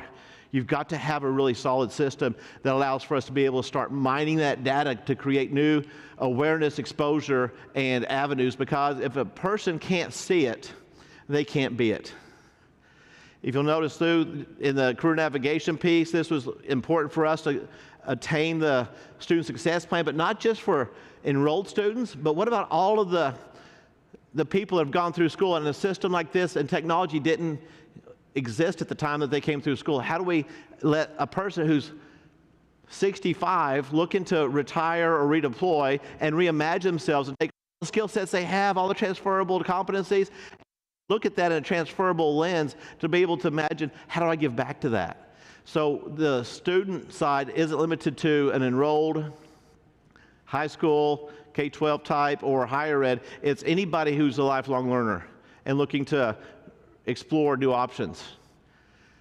You'll see a lot of the ONET videos from that. We have different places of being able to explore those things, and the more information that a person puts in, the better the twin looks, the more matches you can get, the accuracy kind of goes up. It works like that on your Netflix account if you have that, or whatever viewing platform you're using, and how that kind of just embeds itself almost to a place where they learn each other. It's a really neat experience. I've created, in fact, I showed this to my boss, and she created an account, and she started looking for jobs that her skill set would have allowed her to get. And it's just kind of a fun thing to be able to see and proof out, but we've had a lot of success with this in terms of just knowing what's out there and seeing the different parts and pieces to it. So as it kind of comes through, I'll push the button harder. I'll push it really hard that time. There we go. Keep on moving down. And mentioned the UI piece already. This is one that was exciting to me. Indiana, similar to it, other states, some good stuff. But it puts them back in the driver's seat where, like that love connection, if you imagine, I've been married, I can spin my ring now for 31 years, and the thought of dating again frightens me. I have friends my age that are single and looking to mingle. And I'm like, I don't even want to think about this. But they're out on these platforms and they're getting catfish and all these different things, and I don't know what it looks like, but I've been to Oklahoma and I've noodled before, and it's not a good experience. So how do you get to this place where it's like a match, but this, I lost my train of thought there. This allows for both parties to seek each other out and to find that resource. The fun thing for launch that I like, the easy button, if we could create one, was that if jobs are posted in National Labor Exchange, they get brought into launch, or if an employer doesn't know about National Labor Exchange, they can post here, and it's bi-directional. So it's one place. And they have jobs. I was telling a friend of mine, I hadn't seen about 10 years, she's run a different organization. I said, hey, got this new thing, I want to tell you about it. And I'll tell you, if your jobs are already on National Labor Exchange, we're working for you, you don't even know it. Isn't that the solution that employers want? When they are getting a solution and they don't even know that you're doing it, and they're getting their traffic flow and their head count, and they're getting the applicants going up, and they don't even know the state's doing something about it. That's the secret. That's the sauce for me that I really get excited about because of how employers can leverage the system. Some won't. Some don't need to, but it gives them options. It's like the a la carte menu versus the entree. They can have the buffet, or they can just single out an appetizer and get what they need and come back. But the design of the system is to keep people coming back. We're working to develop out years and years and years in the future. I'm hoping that this will be the place where I renew my driver's license, I renew my car tags, I can get my fishing license, my trout stamps, and I can pay my probation. All in one place. How do we get to the system of using the technology that exists? It's nothing new. Some of it's developing and it's really exciting, but how do we get to that place where it's just popping, adding new jobs, job recs, hard to fills, reoccurring jobs, all these different parts? This big shift for me is how do I move a person from the place of, I wonder what it said. Yeah, talk too fast. Of non-value added activity. How much of our state's government are doing activities that are below their pay grade because it's admin? And they lose the time to personally connect with people. We have some phenomenal state folks that meet people where they are, and I call this kind of work kingdom work. It's more than a job, it's more than an economy. It is about people's hearts and minds, their souls. It's about their mortgage. It's everything to them. And we are asking them to put down their information 7 and 10 times and drive halfway across town to get a resource that they might not be eligible for. And it's wrong. The LER piece, the data piece, whether it's already brought in through SLDS and you're leveraging that, is some great stuff. But I've got more slides than you have interest, and a clock is out of sand. But I thank you for your time, your efforts. I pray the Lord's anointing and favor over your work.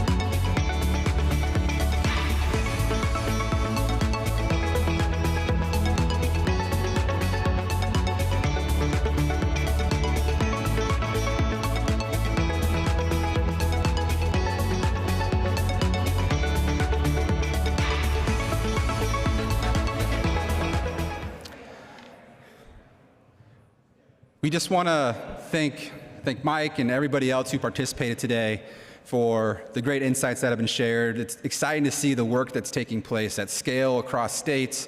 It's exciting to see the tools that are emerging that people can use to get their digital transformation journey started. Tomorrow, let's see if we can get to the slides. Mike, you could have spent a little more time if you wanted to finish. You had like 10 slides to get through. I appreciate that. So we are about to move to the reception. We hope to see everybody tomorrow morning, bright and early at 9 o'clock. We'll start right on time. We have some great segments tomorrow. We'll have a panel on action networks and how to engage with communities of practice. We'll hear from the Chamber owns Peter Beard, who is a new vice president at the Chamber Foundation, talking about skill savings accounts. We'll also hear from Sharon Liu from JFF. They recently put out a report on digital wallets and the landscape around digital wallets, and that's going to be an exciting update. And then Scott Pulsifer, who's the president of Western Governors University, will be our concluding keynote. We'll then provide a quick update on the next phase of work at the T3 Innovation Network and kind of what that next phase looks like, but we'll also provide some opportunity to hear from all of you and get some feedback from the event, some questions about where we're going, as well as an opportunity for you all to share some of the work you're doing as you move into the next phase. It's a tradition to kind of end T3 events by hearing from T3 members, so we'll keep that going tomorrow, and then we'll transition into Talent Forward.